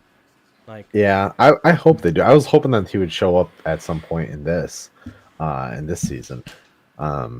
It's just like kind of when you think of some of the main cast of Halo, Johnson's up there. Exactly. And so to be honest, I feel like the character is a fair bit more iconic than one character in a one sci-fi movie from 40 years ago. You know what I mean? Like maybe not if you're a little older, but like I honestly don't even know who you're talking about. And I've seen Aliens like 2-3 times. Okay, well, Sergeant Johnson is based off of Apone. Yeah, no, I'm not denying that. I mean, the entirety of Halo was basically aped off of like numerous different sci-fi tropes and movies. Right, like. Well, when you're throwing a game together last second because your scope is always creeping horribly, you just gotta be inspired sometimes. But even Johnson was fleshed out more in the books too. I want to say, like Contact Harvest, he was a pretty fun character in that. Yeah. The sex scene in Contact Harvest, I died of secondhand embarrassment reading that scene, especially because they did it once, and I was like, okay, that's fine, and then he was like. And then he was going to do it again. She's like, what? Come on, Satan! Get a grip! Fucking hell. He was up in his plane thinking all that through. Like, I never get to write a romance novel. I'm going full bore. Oh, God. But yeah, Halsey gets infected. Lyra is also infected. Close the door on them. That was the first time I cared about their characters. Yeah, I felt it was a very good job. Bokeem Woodbine did a very good. No, I'm gonna. Oh God, no! Every stage of grief in like 5 seconds. Like, we can fix this. Don't worry, I can do whatever the hell I want. Nah, bro. His also his nope when they first saw the flood in the underground parking. That got me pretty good. I was like, oh, all right, that was good. Yeah. Oh man. John hated it. I still don't care about any of the characters, so yeah. Well, they killed most of them, so you're But good. John, didn't you like it when The Last of Us did the oldest trope in the book, which was someone getting infected without anyone knowing, and it being a really sad, emotional moment? Didn't you? I mean, it was really good in The Last of Us, right? This top class writing, super original, not a trope at all. Oh no, I know. I mean, it absolutely is. But the question is, regardless of whether it's a trope or not, did the performance pull it Execution. off? Anna Torv pulled it off. I mean, again, I didn't hugely care about because she was a side character, but I understood that the main character did, and I cared about the main character. So peaks and troughs, man. Wait, which one are you talking about? No, I'm talking about the little kid in The Last of Us. Oh, sorry, I thought you were talking about Okay. Anna Torv. Yeah, the little kid pulled it off as well. It was Like in the was games, brutal. that did nothing to me because I'm like, okay, the biggest zombie trope in existence. I get it. I move on. Like next. The show did it much better with like a better performance. yeah, the show did it great, and I think it's a fact. Yeah, we just blasted a kid to death. Like It's The Last of Us. gonna have an world, dude. impact. That's like a Tuesday for Joel, dude. Like it's okay, all right. Moving on. Back to Halo and back on Halo. Hey. We make it to one of the foreigner structures, which is pulled straight out of Infinite. I feel like almost exactly to the point. It was very actually. 4 feeling to me. Yeah, 4 had a lot of things like Yeah. that. but in terms of Yeah. like its position on the Halo, it felt a lot like, right? And in the declassified, in Kiki Wolf Kills N-word, she mentions like thanks to the Halo Infinite team for making this game that we're still playing and like for like allowing us. Really thought you said N-word, and I was Yes. very confused. Same. You did same not here. enunciate end. It just sounded like Yeah. N. I was really, I had no idea where you were going with that. I'm glad I wasn't the only one that thought that. and N-word. Where she thanked the Halo Infinite team and like they used a lot of like their stuff for their inspiration or anything. Anyways, blah blah blah. Maki and Arbiter make it here. Chief pops up to instantly pulls a gun to a knife fight. Like doesn't even try and like use the sword first. That's and a then good looking Magnum. I'm trying to see if I have a good. Yeah, I guess we'll use this. And then they have a pretty cool fight. This was, I think, for me, probably the highlight of the season in terms of the action, especially in terms of the choreography. What did you guys think overall of this final encounter between the Chief and the Arbiter? I'm curious how much was CGI for Chief, because it's all CGI, but like the parts where it cut back to him or it was him, I never felt like I was looking at two different people. Yeah. It felt like I was watching something cohesive of someone who can do shit that no one can do, so it's going to look a bit uncanny when they're that fast and strong. I thought it was a really good job of blending that together for what essentially has to be the friggin' 100% CGI Superman. So it's not versus 100% Zod type stuff. CGI. If you look at some of the behind the scenes stuff, there's very much a guy in chief armor. There's people in stilts almost. Like Oh, that's what I'm saying. emulating Like they blended that. Yeah. I know they try to do as much real as they can because it just looks better. And CGI is very expensive. especially in the middle of the day. You don't save money. Yeah. The And shot I felt like, here- you go. Oh, so the shot here looks like it's actual like real life suit Yeah. chief. Is Clang in there because you can kind of I know it looks like obviously Arbiter there is CGI and Chief is a little bit more suit. So Yeah, you'll always get a little bit. The motion blur is just ends up being a little different because of the way you have to do motion blur when you just get it on set and in camera and you try and emulate it, and it's very hard to match. I watch VFX artists react, so I know a lot about special effects. Oh, now. let's see if they watch this episode and with also like some weird like they did one for the first Halo season and it was like It was not good. They didn't Yeah. judge like the actual choreography or the facts. Just like, oh haha, look, green screen. Oh haha, look, this looks really bad. It's like, yeah, duh. It's just like They were in a heavy John COVID state of regulations. mind. They were just very mad at the show. Exactly, 100%. I get it more with season 1. though. Legitimately pissed me off and made me think less of them as a channel. Where it's like you have a job to do, right? Like you have subscribers, like they're there for a reason. Yeah. Do your goddamn job. Not you, John. John is doing his job. I'll Exactly. do my You're doing your job. job perfectly, Yeah. here, right? That's what we want. Yeah, you we to did it do. earlier too. But like, if you're here to analyze the CGI, analyze the goddamn CGI. If you're here to analyze the stuff, analyze it, right? Don't just like say, "Oh, haha, bad," and move on. Sorry, that the friggin' Yeah, Amanda and I watch them all the time, and I remember we didn't say anything after that. yeah. Like I love them. They're amazing, especially when they have a good guest on. It's not your. It was your. You were muted in the StreamYard. I unmuted you, honey. I've been muting myself on my microphone, so every time I go to push the button, you mute it back up. I haven't muted you once. It kept showing up muted every time I It's undid my this button. guy. No, I only did it once right at the very beginning, and I wrote a message, and that was it. No, I haven't touched it otherwise. it's. I'll let you two argue that out We're off air. gonna have to get separated so that we can do the show together and not, echo. Um, I'm sorry. this fight was super awesome. Everyone here in the panel really liked it, and for all the viewers that really liked it and really liked the fight, you should also like the video too, because every like helps our video grow. That was Wait, not I didn't bad, like huh? the fight. I didn't like the fight. I know. I kind of made an assumption. I made an executive decision. No, I liked the fight. It was fine. I actually was, because again, I like to How did they do this? like And you can turtles. see, you're right in that Chief predominantly was very physical, and really there.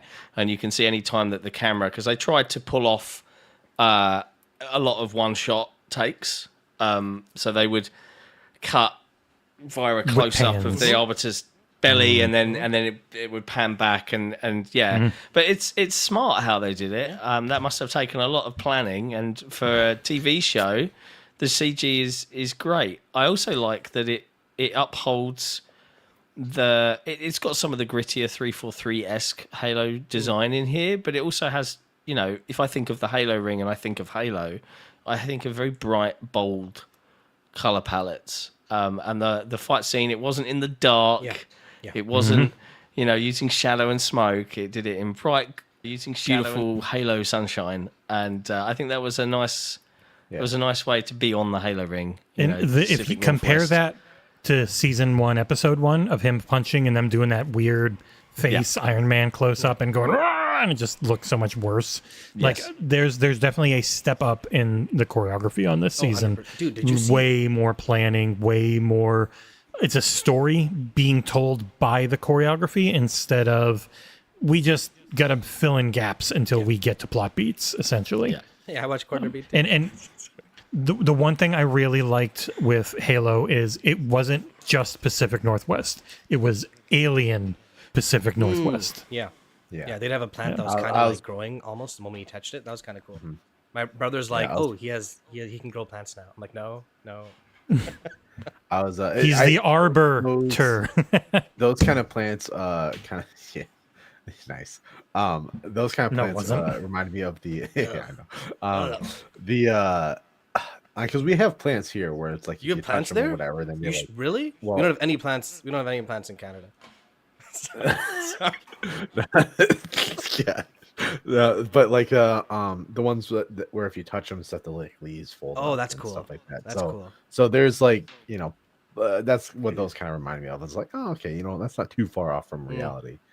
But I with the aesthetic and everything too. When they first were showing like kind of an over the water shot, and with like one of the facilities kind of like the background or whatever, as they're like leading up to this facility here, I was like, oh, this is gonna be like a Delta Halo thing where you're on or whether on some kind of facility that's like in the water or whatever, and it wasn't, but it makes sense because how do they get there? They're all walking. But There could be those because I mean, it never felt like. I think a lot of times it was just, oh, we've got a cool idea for our game, so you can easily retroactively just have, oh yeah, every Halo's got a bunch of underwater elevators. Why not? Yeah, why not? yeah, I guess they could still got there, but just that shot and some of these shots kind of reminded me of just the old Halo 2 when you first got on the ring. Yeah, a no, lot of 100%. water. 100%. One thing with the fight, which I thought was really cool, is you're making the show. You're told, hey, so there's these energy swords, which are extremely lethal and cut everything to little tiny pieces, and they're extremely hot, right? And they're huge. They're not like lightsabers, which are small and controlled. These things are friggin' massive. How do we make a fighting style with these things, right? Like, how do you fight with these and not just like cut your own hand off or everyone around you, like your own teammates off, blah, blah, blah.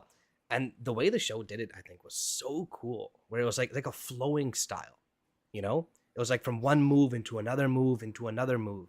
It was almost like if anyone here's read like Stormlight, it felt like a sword style in one of those books, like Wind or something. Especially with that. Yeah, you have to respect the weapon. Yeah. It didn't feel like I'm doing the old Hollywood style friggin', because like swords don't even work like that. Because once you start hitting a armor with a sword, you just dent the sword. Yeah. It doesn't cut armor. Like there are specific ways you fight with specific weapons, and that's another time you can just tell there's a lot of thought put behind it by people. Backward swing of his when he slices the Arbiter's chest a little bit is so cool. Like, it happens for like 2-3 seconds, but just like the way that choreography happens, does a swing, ducks, dodges one, and that same swing turns around and slices the chest. Like, I had to rewatch that scene a couple of times, but it was like, that was cool. And then Arbiter switches to main hand and starts like hammering away. He started main hand and then switched to offhand to counter something, and then went back to main hand. Interesting. Yeah. If you watch, he starts with his right. Really? I didn't catch He respected Yeah. him right off he the was bat. tossing his Yeah. sword back and forth between his Huh. hands, different points. Mhm. And you're saying too, like remember that's like a big weapon and stuff. It's big, but I don't think the swords would be heavy because they're just kind of Oh, yeah. Yeah. plasma and light. So Heavy as in like, this will kill me if I am not careful with it. no, yeah, that's true. A Yeah, heavy thought. you got to make sure Isn't- my wrist doesn't turn too much, or otherwise the little things poke into it. Be like Luke in friggin' the first movie and just be like, oh, what's this? Gone. Yeah. Isn't plasma actually not that light though? So, yeah. That's true. But also, are they plasma swords? ener- They're yeah, plasma they're swords, ener- or they are call 'em light energy. sword? Yeah. They can Yeah. be Yeah, assumed energy it's source. plasma. I mean, I the foreigner, I think it's from what You can't I control remember, plasma like that. it's plasma within a specified energy barrier. Ooh, I looked it up. Type 1 energy sword consists of a curved hilt which houses an energy storage and generation device, as well as the blade projector that forms a blade of superheated plasma, Okay. stabilized by 2 small magnetic field generators to make the shape. that's cool. Yep. I'm not an engineer, but so that plasma sounds contained like by a- energy. Nerds really put a lot of time into this Yeah. space magic stuff. Yeah. So the chief, our hero, gets defeated a little bit. What's interesting was that his armor, his 117, gets burnt off when the plasma, like, Yeah, it gets Oh, I didn't realize that. corrosive, Mhm. yeah. Um, burned off. Yeah, like- there it is. Now how will people know who he is? Yeah, right. They'll have to buy my chair. It's his armor now. That It's that is his true. armor now. Yeah. Oh, yeah. There's not 117 of him. There's only one. In round 2 of the fight, Chief uses the grapple hook, which is pretty Grapple cool. shot. Grapple Yeah, shot. Grapple shot, sorry, which is pretty cool. I think there's a moment where like he uses the grapple shot. The Arbiter cuts it, but he grabs like the half before it gets fully cut, still pulls him forward with it. I'll have to rewatch it, but I feel like I caught that the first time. Like, it was You need to again, rewatch really- the scene in slow motion. Essentially, I think I might have to. Can you Yeah. do that on Paramount? I don't think so. If they put them up on YouTube, that's your best bet. Yeah. Anyways, Chief, of course, wins a fight, beats the crap out of the Arbiter's face, breaks one of his mandibles. It's kind of gross looking. Not gonna lie. Like half draw. The crack when you hear it and break it, Yeah. it's like, oh.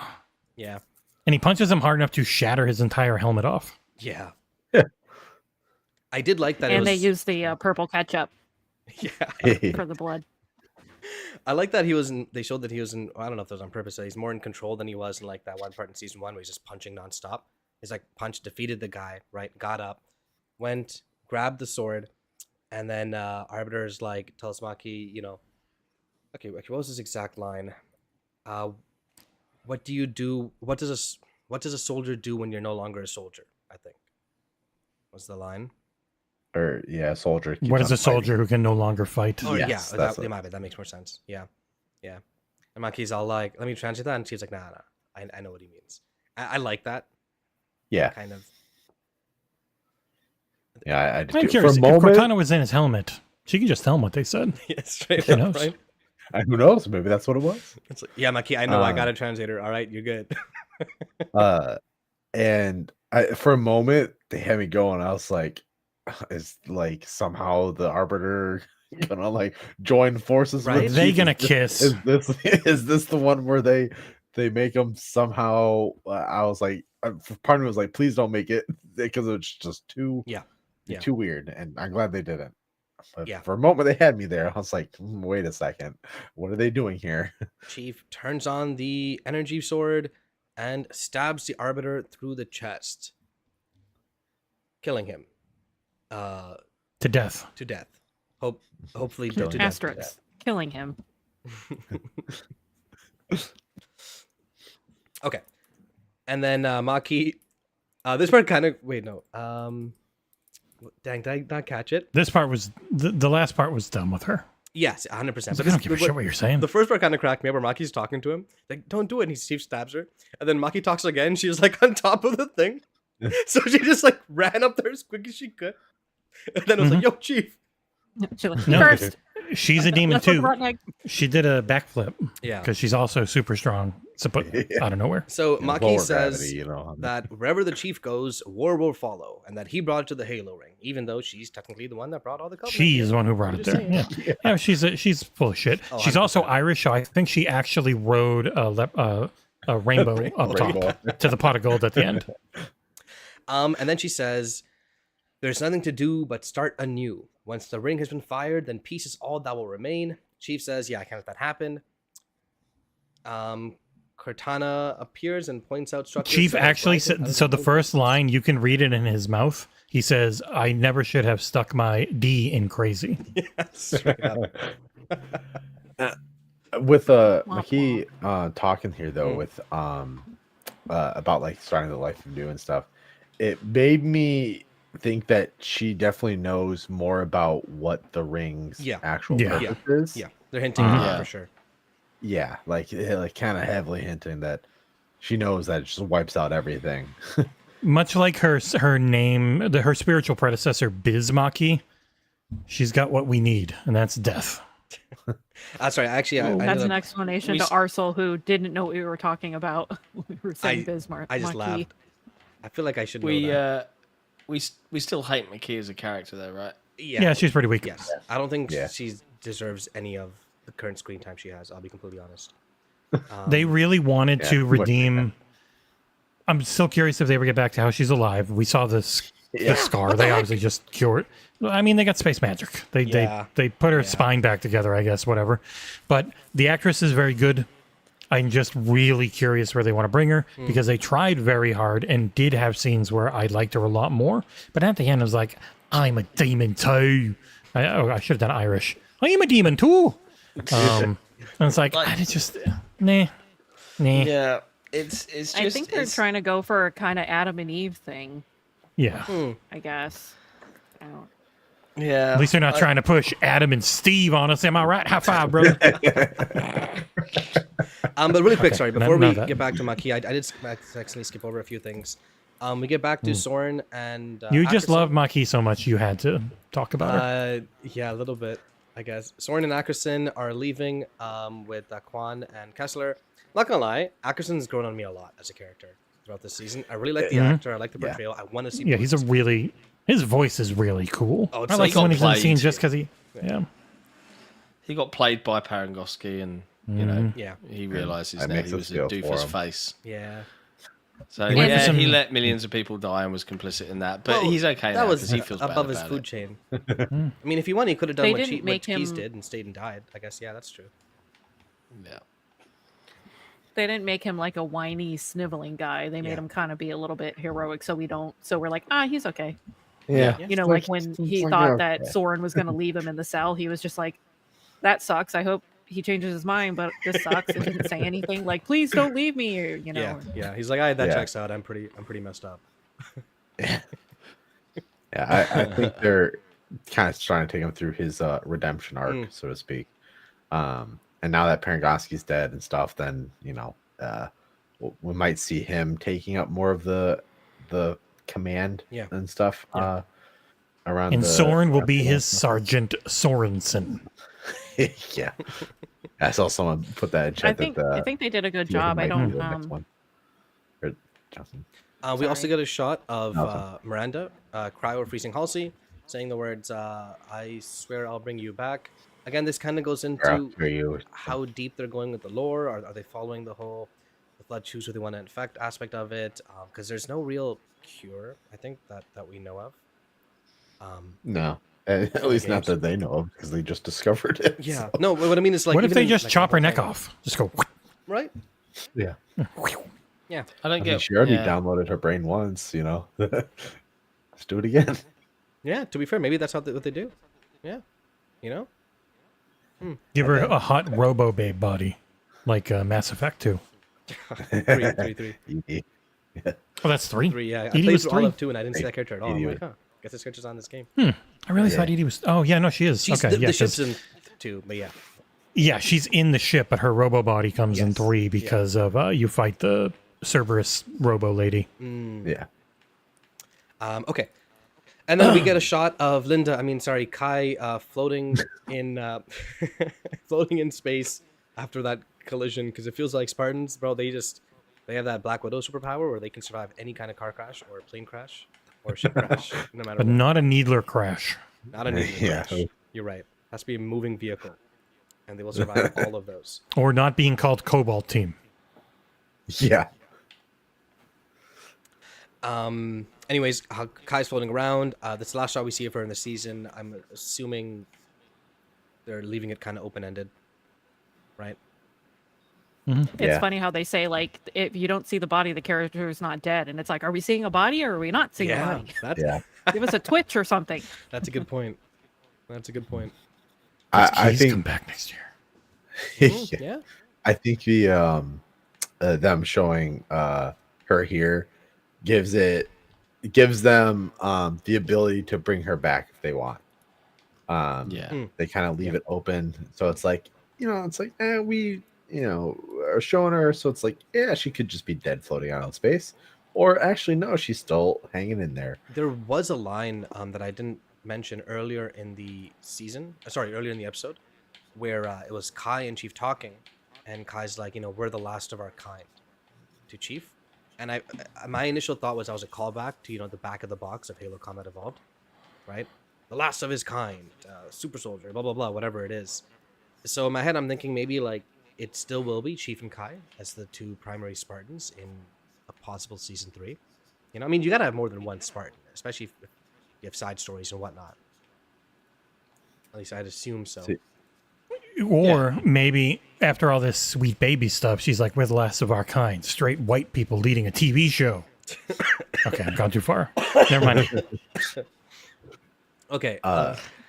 Maybe she was picked up by a Halcyon John. class cruiser and is in a cryopod. that's um, a good point. That's a good point. And that one is the one that lands on the ring. And the captain of that ship that's find her is named Flake of Bees. Okay, so we see more structures start to appear on the Halo. I'm not gonna lie, for a second, I'm just like, did she just activate it? Like, is that it? Like, is it that flipping easy to activate a goddamn Halo? Because it was much harder in the games, guys. She doesn't have the index. Exactly. Yeah. But no, it looks like she's kind of just like the ring is reacting to the presence of a reclaiming. Is what it Yeah. seems. It's getting prepped and things like that. Yeah. We see it in some of the games too, when where things just kind of wake up. The last scene definitely seems to imply that it's like, okay, we know that once you're here, you're going to be here because the flood's back. And so we're going to turn back on and get ready to shoot. Yeah, 100%.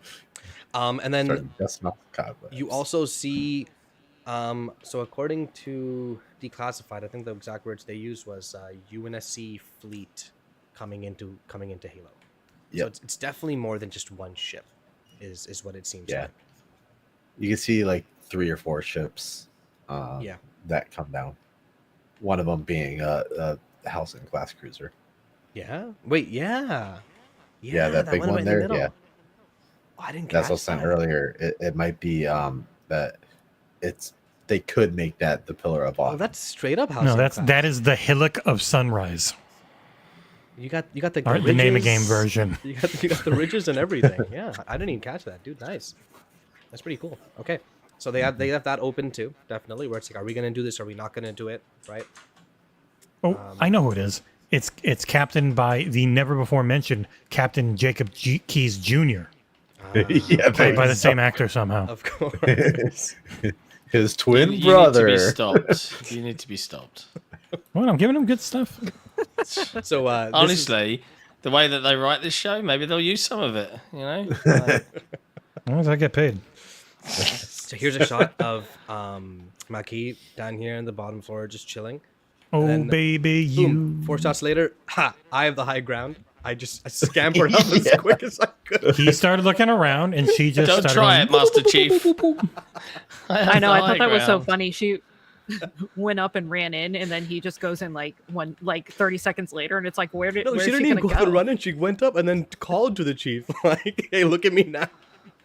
I was like, he can just jump up there in one bound without even running. You're like, Yeah. if he really He wanted to could catch just up. jump up and like just punch her skull into Yeah. oblivion. He could punch her in the top of the head, and her whole body just accordion straight down. Okay, the exact lines Maki uses. And John would be is, very happy. Maki tells the chief that there is so much that he has yet to understand about what the two of them are. The chief Oh, he asks read ahead in the script, what he laddie doesn't know. puck. Yeah, essentially. And she responds that she is a Adam demon and too, Eve. before walking inside the structure. The chief's like, the flips at me, and bro, my demon title was like decades of war, lady. Like you can't just claim it like that. Like True. And then the door closes, and then I was like, oh no, he's locked out. And then I was like, he oh, just wait, opens it. you can Yeah. open Yeah, he's like, "Ding."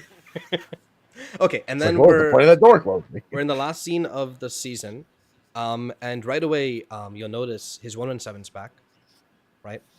His Oh, yeah. armor looks a little different. I mean, of course, at the end of this shot, he puts his helmet on, and there's a big hole in the visor, which is not there in the previous shot. This scene Well, takes But place. has been there all season in the opening. Yeah, right. I hate when they Yeah. flip and end the trailer off with the last shot of the goddamn series. Ugh. But it implies that this shot here is a fast forward a fair bit. Or at least one more fight forward. You know?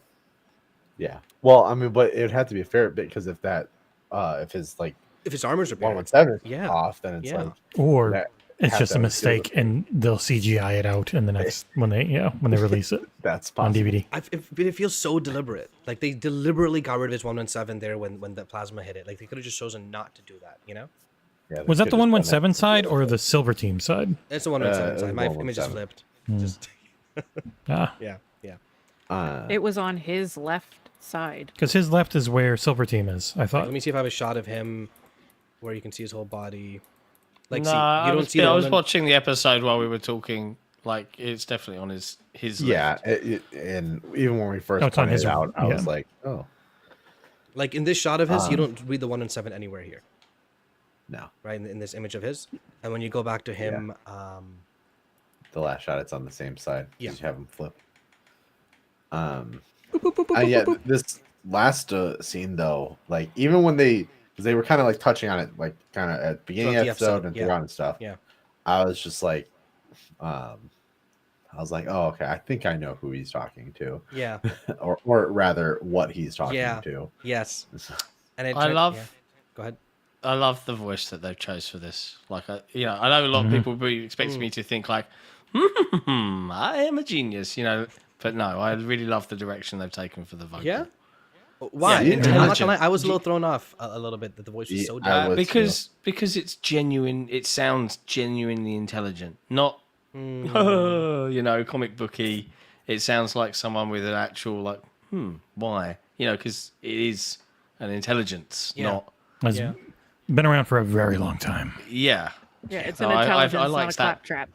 Yeah, I like actually. Hey, congrats, Kiki and team. I actually liked that. Oh, you know what? I'm looking at his chest plate. Both sides are completely obliterated. When I'm looking at it, it went directly across his chest. I don't see the Silver Team makes sense. sign either. That makes sense. Interesting. No. I don't know, Yeah. For the voice, I was kind of expecting. I was expecting more of the The 343 guilty spark voice. 343. Yes. Yeah. But so I wasn't too dissatisfied with it. I was like, I kind of wish they would have went a bit more that route, but I was like, I guess it's because we don't know what ring this is. So Yeah, which is I think a really big part of it, because like I was going off the assumption that this is just installation 04, but it might not. yeah, Be. You know, in fact, there might not even be 7 installation. Like, there's a lot of unknowns with the show universe, right? This is the super Halo that can blow up the entire universe. Yeah. Yeah, are there 7 in this universe that are there? Yeah. Or there's just one. Like, what's the deal? We don't know yet. So let me just read the declassified, because it gives, I think, a little bit hints, where it says the unknown entity that the chief's been speaking with about the episode says that the fight doesn't end even when the chief wins, and he asks why he fights. Chief says only took his image and bent it to their purpose, so he took it back, and the armor and what it represents belongs to him, not them. The chief warns the entity that Maki is not to be trusted, she's dangerous, and the entity says that Maki said the same about him. The entity states he's relieved the chief is here, that it is awake because he is here, and he is here because it is awake. The chief asks what it is, to which the entity says that it has been down there all this time, waiting to meet him. The entity is revealed to be a monitor, the caretaker of the Halo, who concludes by saying that he'll be watching before departing. The chief puts on his helmet, the visor partially cracked, revealing his eye as he prepares for the fight to come. And later in the declassified, they kind of make it seem that the monitor we see here is the exact same monitor that we saw in the first season speaking with Quan. They didn't imply that it was 2 separate monitors, which was kind of interesting, I thought. I always felt like that the little well system is how he gets around to the different shield worlds and stuff. Yeah. Because they've got teleportation and all that type of razzmatazz. Yeah, I mean, we know you can teleport to the Ark and everything like Exactly. that. So, The Super Arc or the normal Arc? Well, any of them. The Vin Go Diesel anywhere you arc full of dinos. Yeah. But yeah, I was really hoping that the one time I was like, it would be cool if they pulled this from the books. They said, "What is it?" And he said, "A monument to all your sins." And I would have squeaked a little. That'd been really cool. That'd been really cool. But I don't think they want to write themselves in. It might not be Gravemind. You know what I mean? Like, what do you guys think that it is? The something Gravemind. below. Yeah, Gravemind.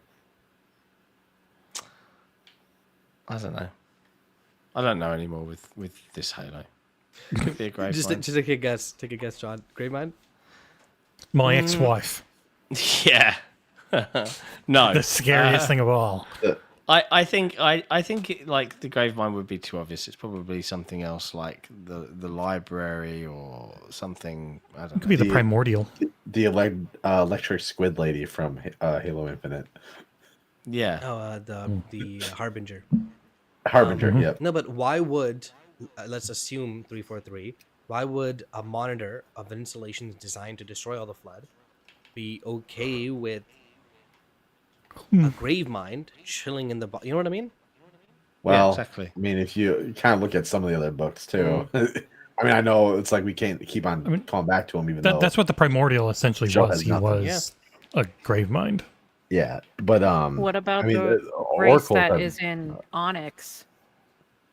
Because we don't know who that is. And Do the we? foreigners, they did mention them as, and not in the show, but one of the declassified, they did say it's our first look at foreigner body, blah blah blah. So you can assume No armor. that was a foreigner corpse. Yeah, no armor. Oh wait, yeah, I yo, know it's that no too. armor. Holy crap! I don't think this is 343, dude. I don't What? think this is 343. Interesting. Like 343 Guilty Spark is, I mean, Yeah, it's probably not going to be. It's probably going to be No. some other no. As in, completely new character in- that we don't know or care so about. I just read a book where the foreigners were found in corpses without their armor, specifically because their armor turned against them and started killing them from the inside.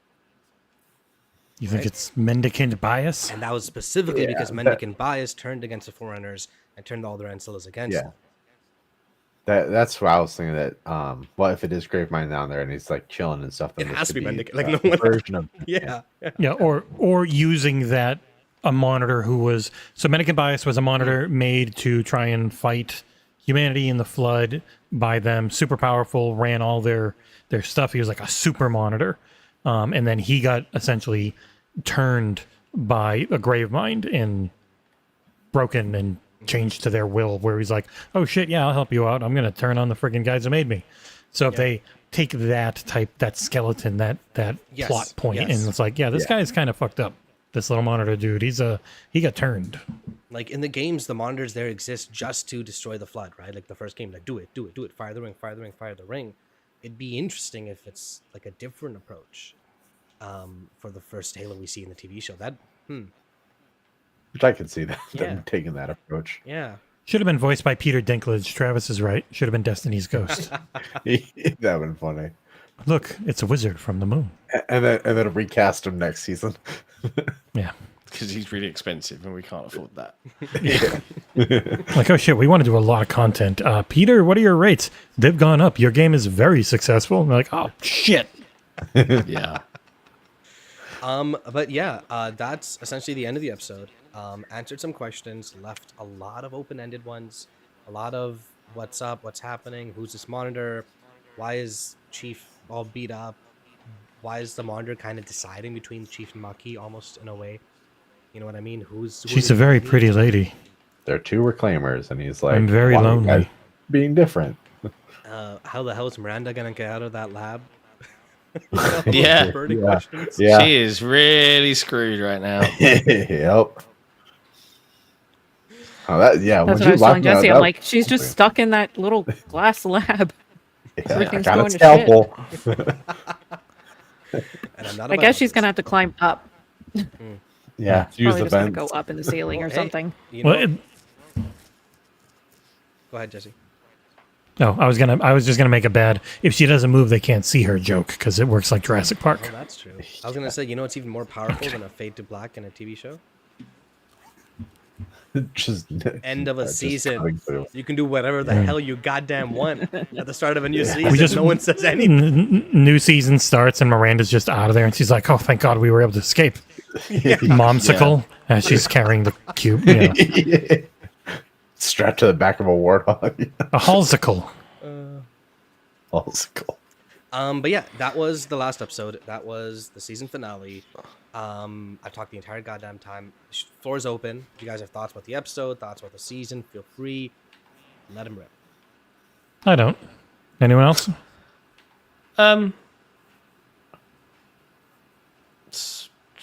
I hate it. I don't hate it. I'm just, look, and I get that people are so annoyed.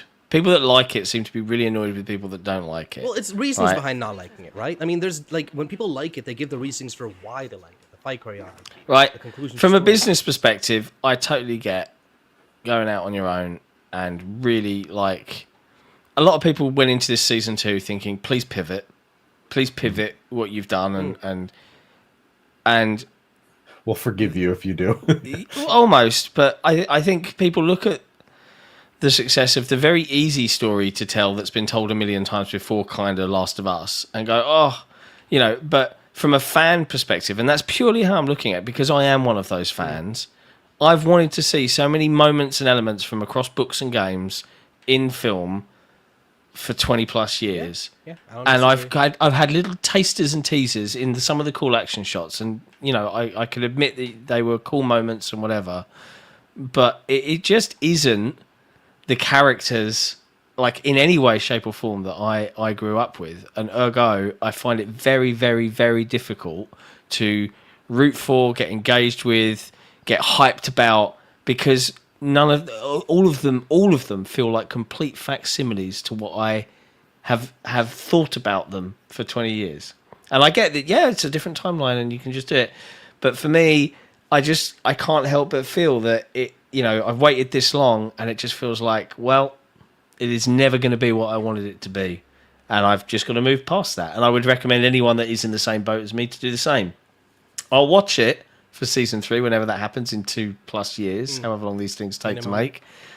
But I'm sad that I didn't get to see someone who grew up with the show like I did, or grew up with the games and the lore like I did, and wanted to take that passion and make that version a cinematic reality. I mean, that's tried. what I'm sad about. Didn't they try for like 15, 20 years? It didn't They pan out. It tried, didn't yeah, happen. and well, Microsoft wanted way more money and control than any of the Yeah. Hollywood studios were willing to give.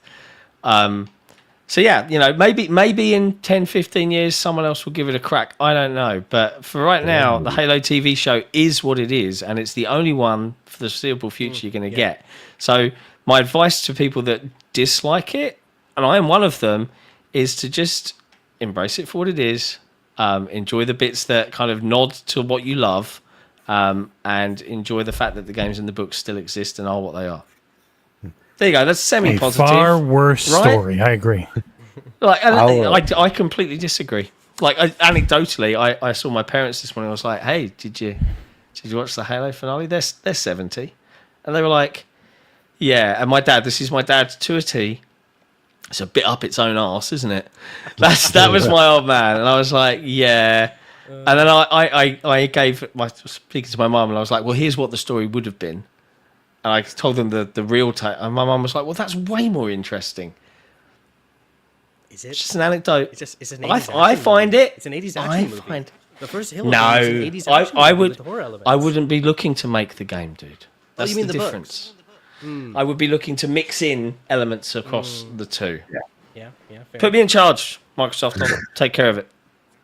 How How did they not do that?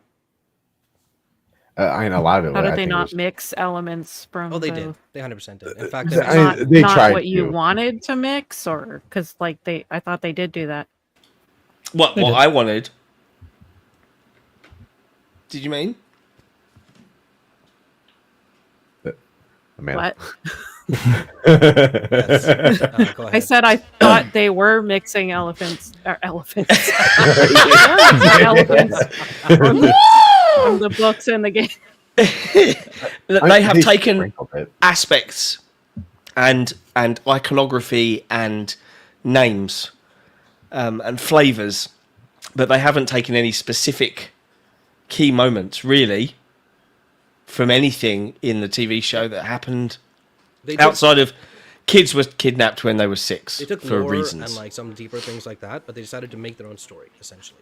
Yeah. So when you read the books a lot, you had like like every book, especially action books, have like those cool action scenes. And you're like, oh, it'd be pretty cool seeing this adapted in another kind of medium. That didn't happen because this wasn't an adaptation. This wasn't an adaptation of those books. Yeah. You know. Yeah. Yeah, And I wouldn't have made a straight adaptation. I would have done something, where you're taking flavors, but I think I would have definitely given the fans what they want. And I think that's what bugs me, is it's been made from a business perspective to pull in lots of people, and I get that. But it's the fans that wanted Wait, which it. shows do you think aren't made? From Halo this fans perspective? don't Pulling a lot of deserve anything good. I don't care. Hey, I'm Halo a Halo fans- fan. I'm a Halo Yep. fan. I feel Stand like by I what I deserve. said. No, but John, I deserve disagree with what I that. I wanted. think the show does appeal to fans too, because and I know that because I talked to a lot of Halo fans that are still enjoying the show. You know what I mean? I get it. I'm just giving you one perspective. Yeah. I'm trying to do it in a positive way, right? I understand all of the reasons as to why it exists, why in the way that it does, but the uproar at seeing some of those pivotal moments that fans have lived and dreamed and breathed and imagined for 20 years, seeing them happen with all of the care and love that some of the fans out there have for those moments, would have gone down like insanely well. And for those fans, it just feels like this isn't for us. That's just my Okay, take. Fair enough. I can I'm Respectfully. I'm kind of with John on that for most part. It's like I can get that. Yeah. they definitely could have gone more heavy with the actual like pulls from the established plot and lore and all that. Because I know when I first watched the first season, I was very like disappointed. Yeah. Yeah. I'm someone who just likes to watch sci-fi shows too. Like I'm always looking for a new sci-fi show to watch, especially if it has like a good budget. You know, that's why I love The Expanse when I was out. Yeah. So that's kind of why I stuck with the Halo series for so long, and just in my own head, I kind of have my own lore of just like this takes place inside the main canon because it's inside the Halo lore that is rewriting the story for, you know, to tell the story of Halo or whatever. You know, that's kind of how I make it work in my head to be okay with it. I mean, it's like a comic adapting another comic, right? Or like a movie adapting a comic storyline. If you think you like inspired by true events kind of thing. Like that's don't be a comic fan and watch a comic book movie and expect even remote accuracy on what's happening. Yeah. And it's funny because people say to me, oh, you know, you just want all of the action from the books and the games. And it's like the scenes that I imagine transitioning into a cinematic, like TV style thing are nothing to do with action, particularly. Like there's the boxing ring scene after the augmentation. That's not high budget to do, right? But do I want to see that realization of I've got to learn how to use this again because I'm completely different now. The scene where the ensign, I think it's Lovell, is in the deep space station and he sees the blip that he thinks is just an asteroid that somehow made it into slip space and logs it and files it. But we know it's really a Covenant fleet. Just these little things that I've imagined that it doesn't need to be this massive battle with all the CG. It's the seeing some of those characters and moments from the page or from the game just make it work. That's why it's quite divisive, I think. Yeah, because you're fighting against that group of people that unfortunately. If this was an adaptation of Fall of Reach, I'd be 100% on your page. I'd be fully there. I'd be like, I wish they did this and this and this. But it's been 4 years. I know. People still haven't, and I don't mean you, but I mean in general, if the fans still haven't realized that they're doing their own thing, the game is over. Yeah, I get it, man. I get it. John, your voice is apparently robotic. It shouldn't be. It's often the same. No, it sounds fine to me. Oh, I've just got a really bad cough. No, it sounds fine to me. Oh, I've just got a really bad cough. No, it sounds fine to me. Oh, I've just got a really bad cough. Okay, cool. I saw Mr. Walker says we need John's live reactions to the episode. That could be a new channel idea or a Patreon idea to have a react. You don't want my face watching some of this stuff.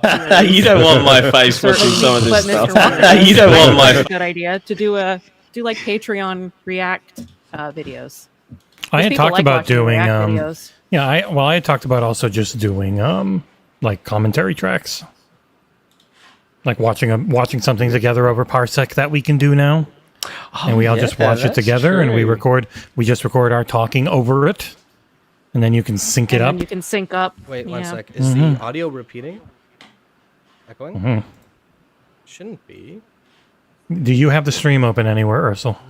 Nope, just one. Dun dun dun. Stream is repeating a lot. What have you done, SoulBlazerz? 1 sec. Yeah, OBS is only doing my audio right now. And then you guys talk. It's they just your said audio. It stopped. We're good? Okay, all right. Stopped. Must have just... YouTube's been very went wonky the last couple again. weeks. Cool, okay. It's really bad on the stream. That was your voice earlier. I think it's better now. But I'd have to check on my phone to double check. I don't want to risk opening it up on my computer. Yeah, YouTube has been having a lot of issues, and people get very mad. And I understand, because it's annoying as shit to listen to. But then you're just sitting there, and you're like, I can't do anything. I'm sorry. Please. Yeah. So now we have to discuss about how you guys were talking about making a commentary track for popular shows and stuff, and people can sync it up while they're watching it.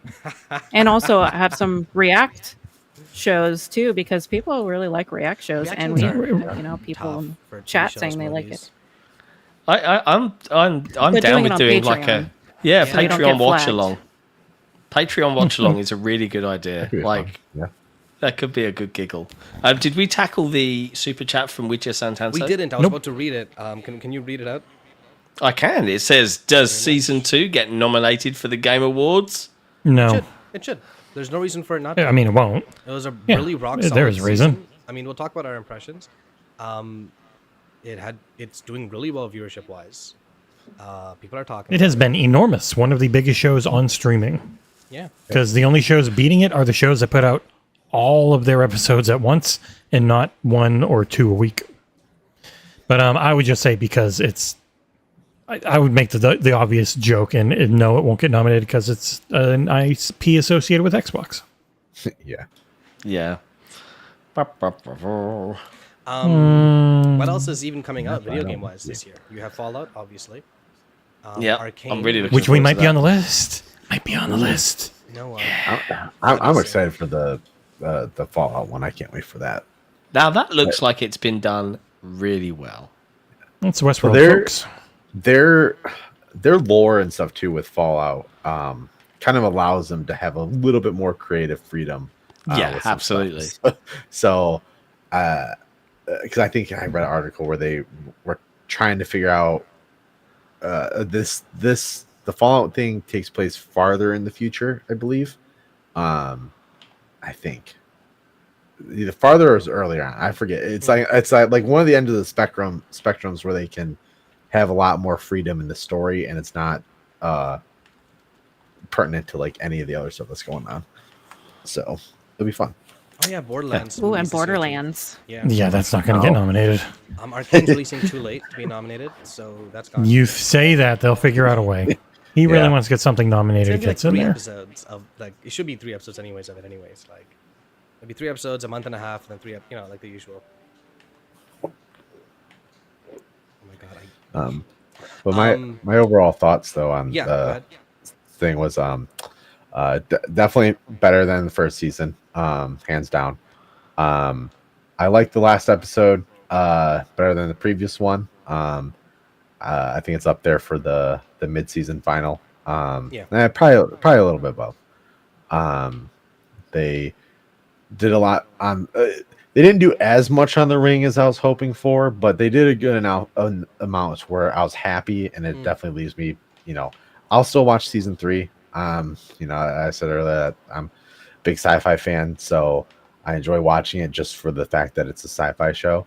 And so that's why I can't wait for season 3 and stuff, because I'm excited to see where they kind of go with it. There's a lot of places they could go. Yeah, they really. Nope. My mic. Sorry, I'm doing it manually, so it's not always registering my push. Yeah, I forgot what I was saying, but anyway, yeah, I think the second half of this season redeemed it for me. Like I wasn't gonna say like I hated it, but I didn't feel as connected to it. And then the second half of the season, I felt like this is good for me. I like this, and I started, caring about the characters, and I started feeling like emotional. Whereas up until that point, I didn't really. But it wasn't. Yeah. It's not that I didn't like the show, but I didn't really feel connected. But I feel it now. Yeah, no, that makes sense. Jesse, final thoughts about the season and the episode overall? It was a ramp up for me when I was doing the reviews, like episode 1. This is okay. It was always better shot, and it always felt better made, but it did feel like they had to ramp up the let's fix some of the plot issues of season 1 as we can. And I really felt like 1 okay, 2 okay, 3 pretty good, 4 on very good. Like that's when it really grabbed me. Once they got to Reach, they got all that. I am in a very different position, and I think it's a reason why I can review so many games. Is I rarely put my own like wants into like what I'm reviewing. Yeah. You judge it for like what it is, I just not for what you want I just take it for what it is. Yeah. I fully admit I have no idea how to make anything. I don't. Unlike, I know John's kidding, but Nick really does believe he could run Microsoft better than Phil Spencer and stuff. Like he has that thought, and I'm like, I'm the opposite. I have no idea how TV works. Yeah, I have no clue. Oh yeah, not Birdman Nick, friggin' Iron Man Nick, or I mean, sorry, Master Chief. If he was incredibly skinny.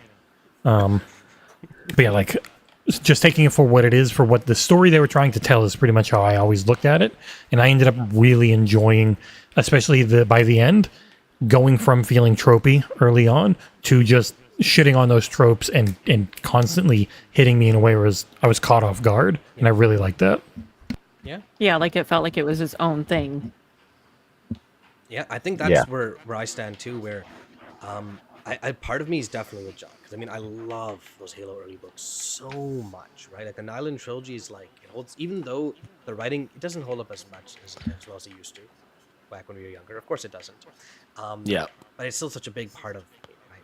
That being said, I also did kind of like not knowing what was gonna happen. You know, like not really knowing. Oh, they are going with the flood. Like the flood were a genuine surprise to me. Even though I know I saw the little flood sign, I know everyone's saying, I'm like, no, man, they're not going to do the flood here. They're going to wait till Halo, obviously, right? Like You missed the poof. Yeah, even Watching it in your shitty hotel room. It doesn't. when I was watched that episode or watched the season final and stuff, and it was like, oh, the flood's on there. I was like, ha. I was right, because I was thinking back to the I was like, completely yeah, they opened it. It was a little puff, and I was like, obviously, it's going to be a flood outbreak. But like, It was funny. Last week, people were like, "Oh, I don't think the flood will show up. Maybe season 4." And I was like, yeah, what was that? I've already seen it. I've got to pretend I don't know this." But like, yeah, I'm sorry, chat. They were literally the main part of the next episode. You're not waiting 4 years for them. I definitely didn't think that they would be as present in the last episode as initially thought. I thought we would definitely get a hint of it, but I didn't foresee them going as far as they did. Yeah, like a full-fledged flood reveal outbreak. Yeah. I was expecting that for season 3, and then just having them like show more of the virus kind of stuff. Do we want to put a poll up real quick? How long before the poster in the back of Soul's background there falls?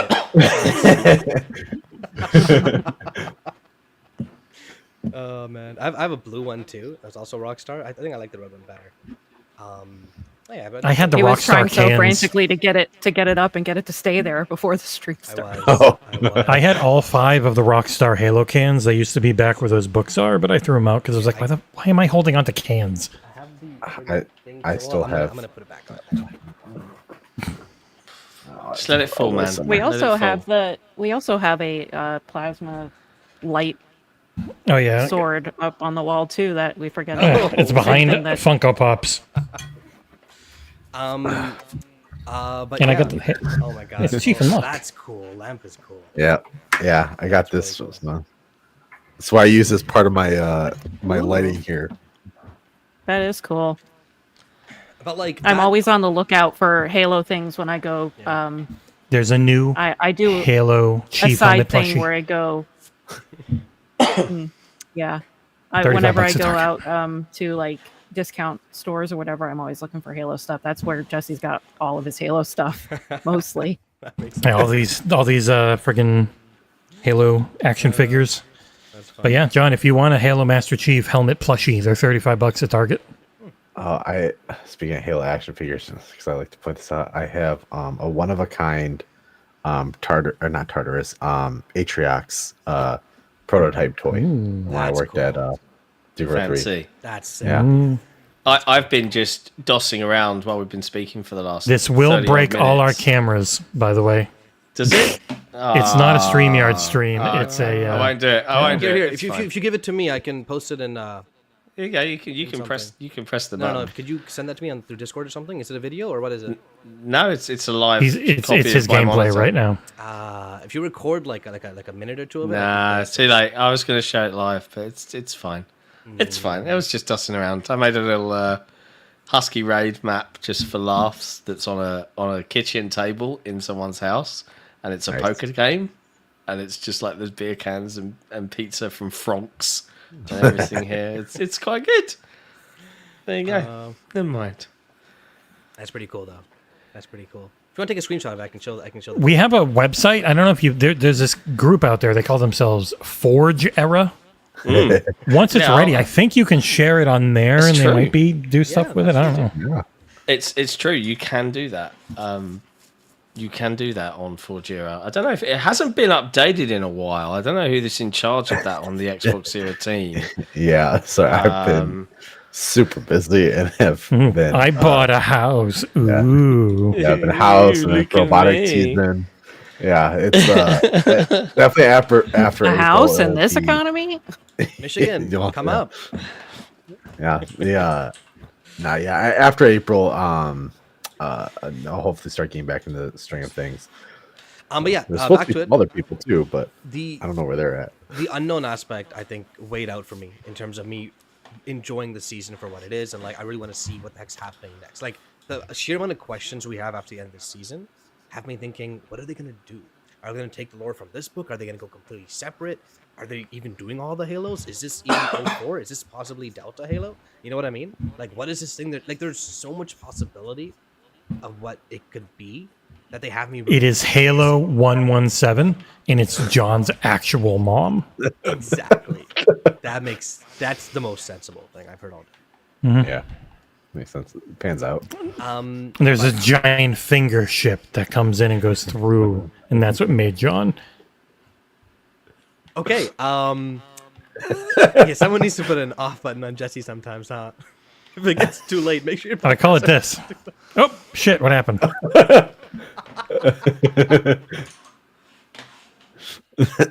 Oh man. Okay. Before we wrap up, Kiki Wolfkill in her end word had a quick quick paragraph talking about Again. No, I am. He made sure. He did. He made sure you could feel the duh. You could feel the D. Anyways, okay. So what she said Oh my god. was For dissolving. I blame Jesse.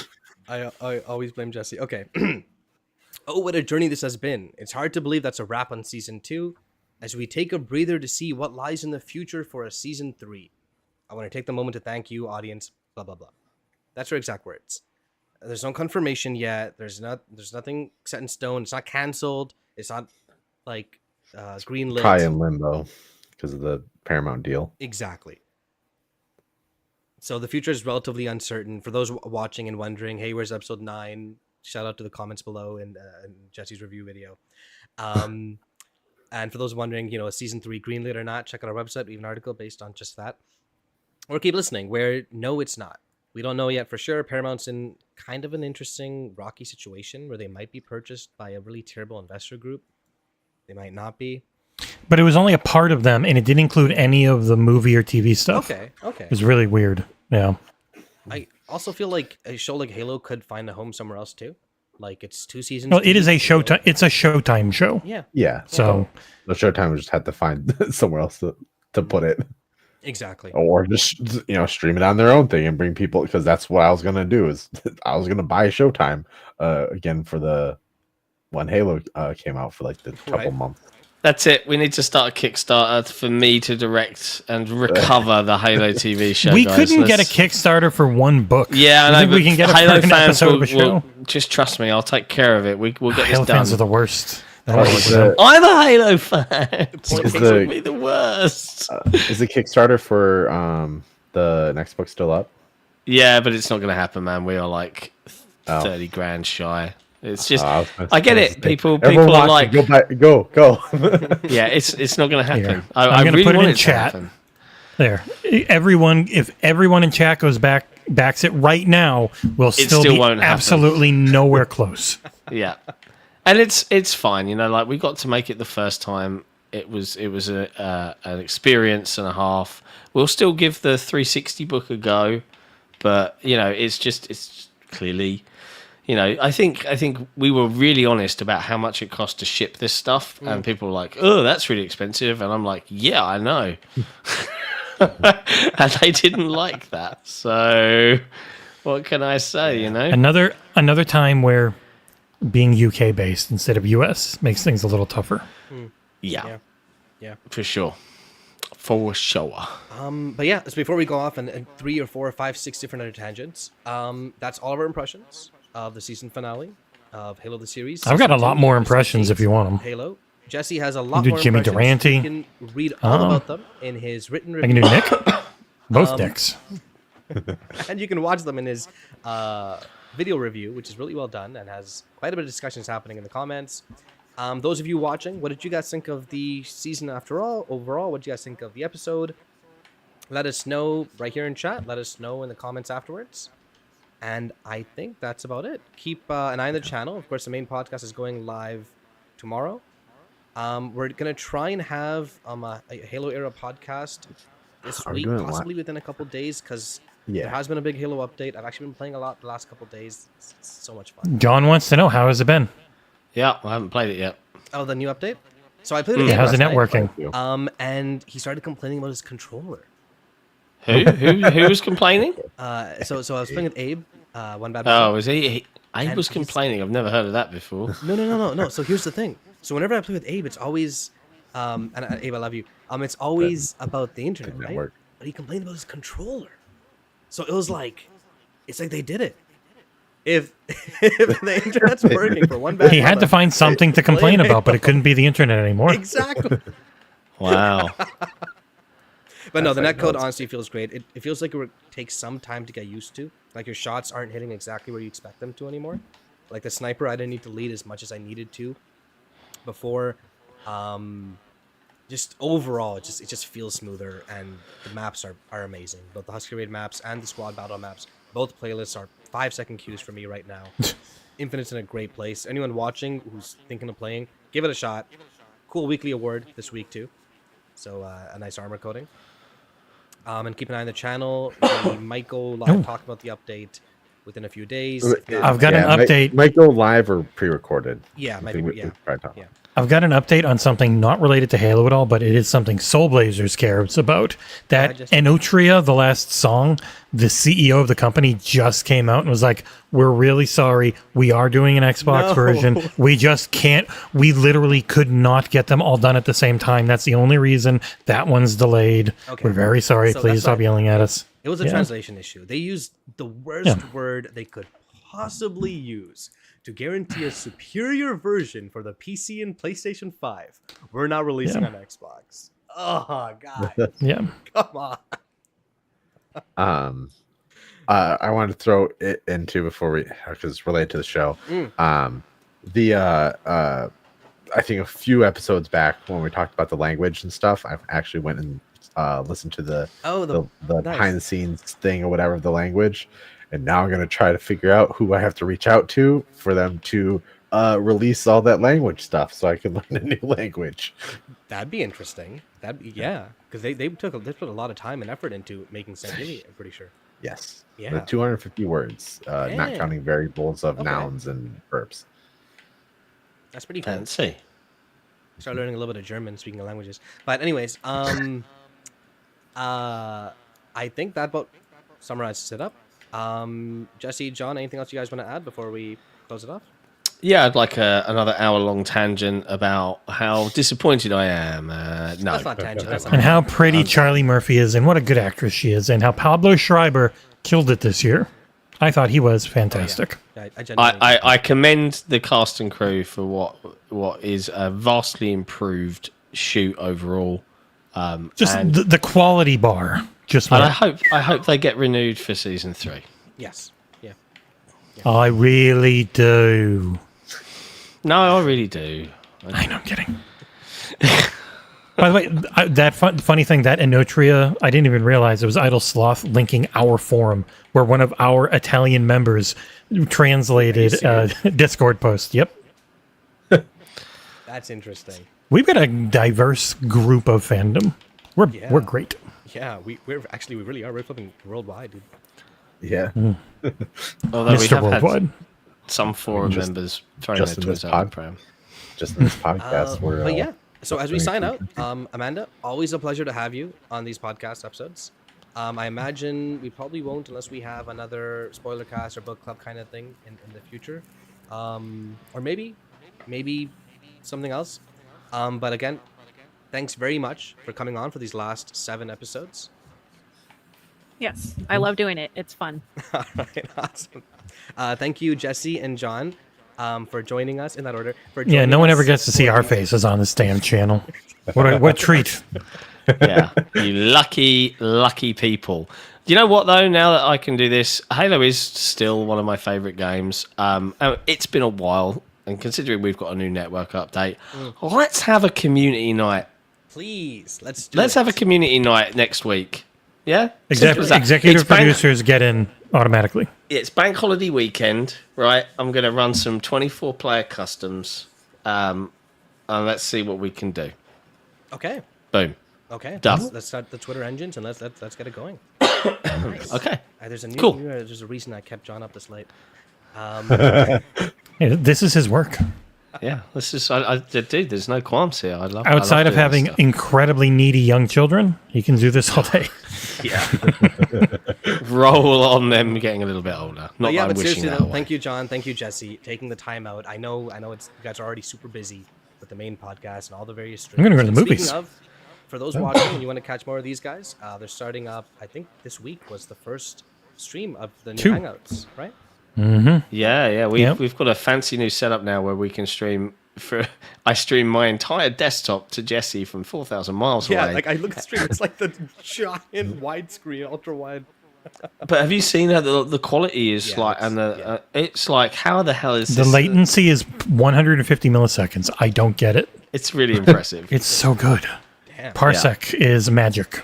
Yeah, it's Yeah. fun to do. And If you guys want more of Yeah. these too, check out those streams as well as the bi-weekly news show Hangouts. Hangouts. Headlines every Tuesday and Thursday.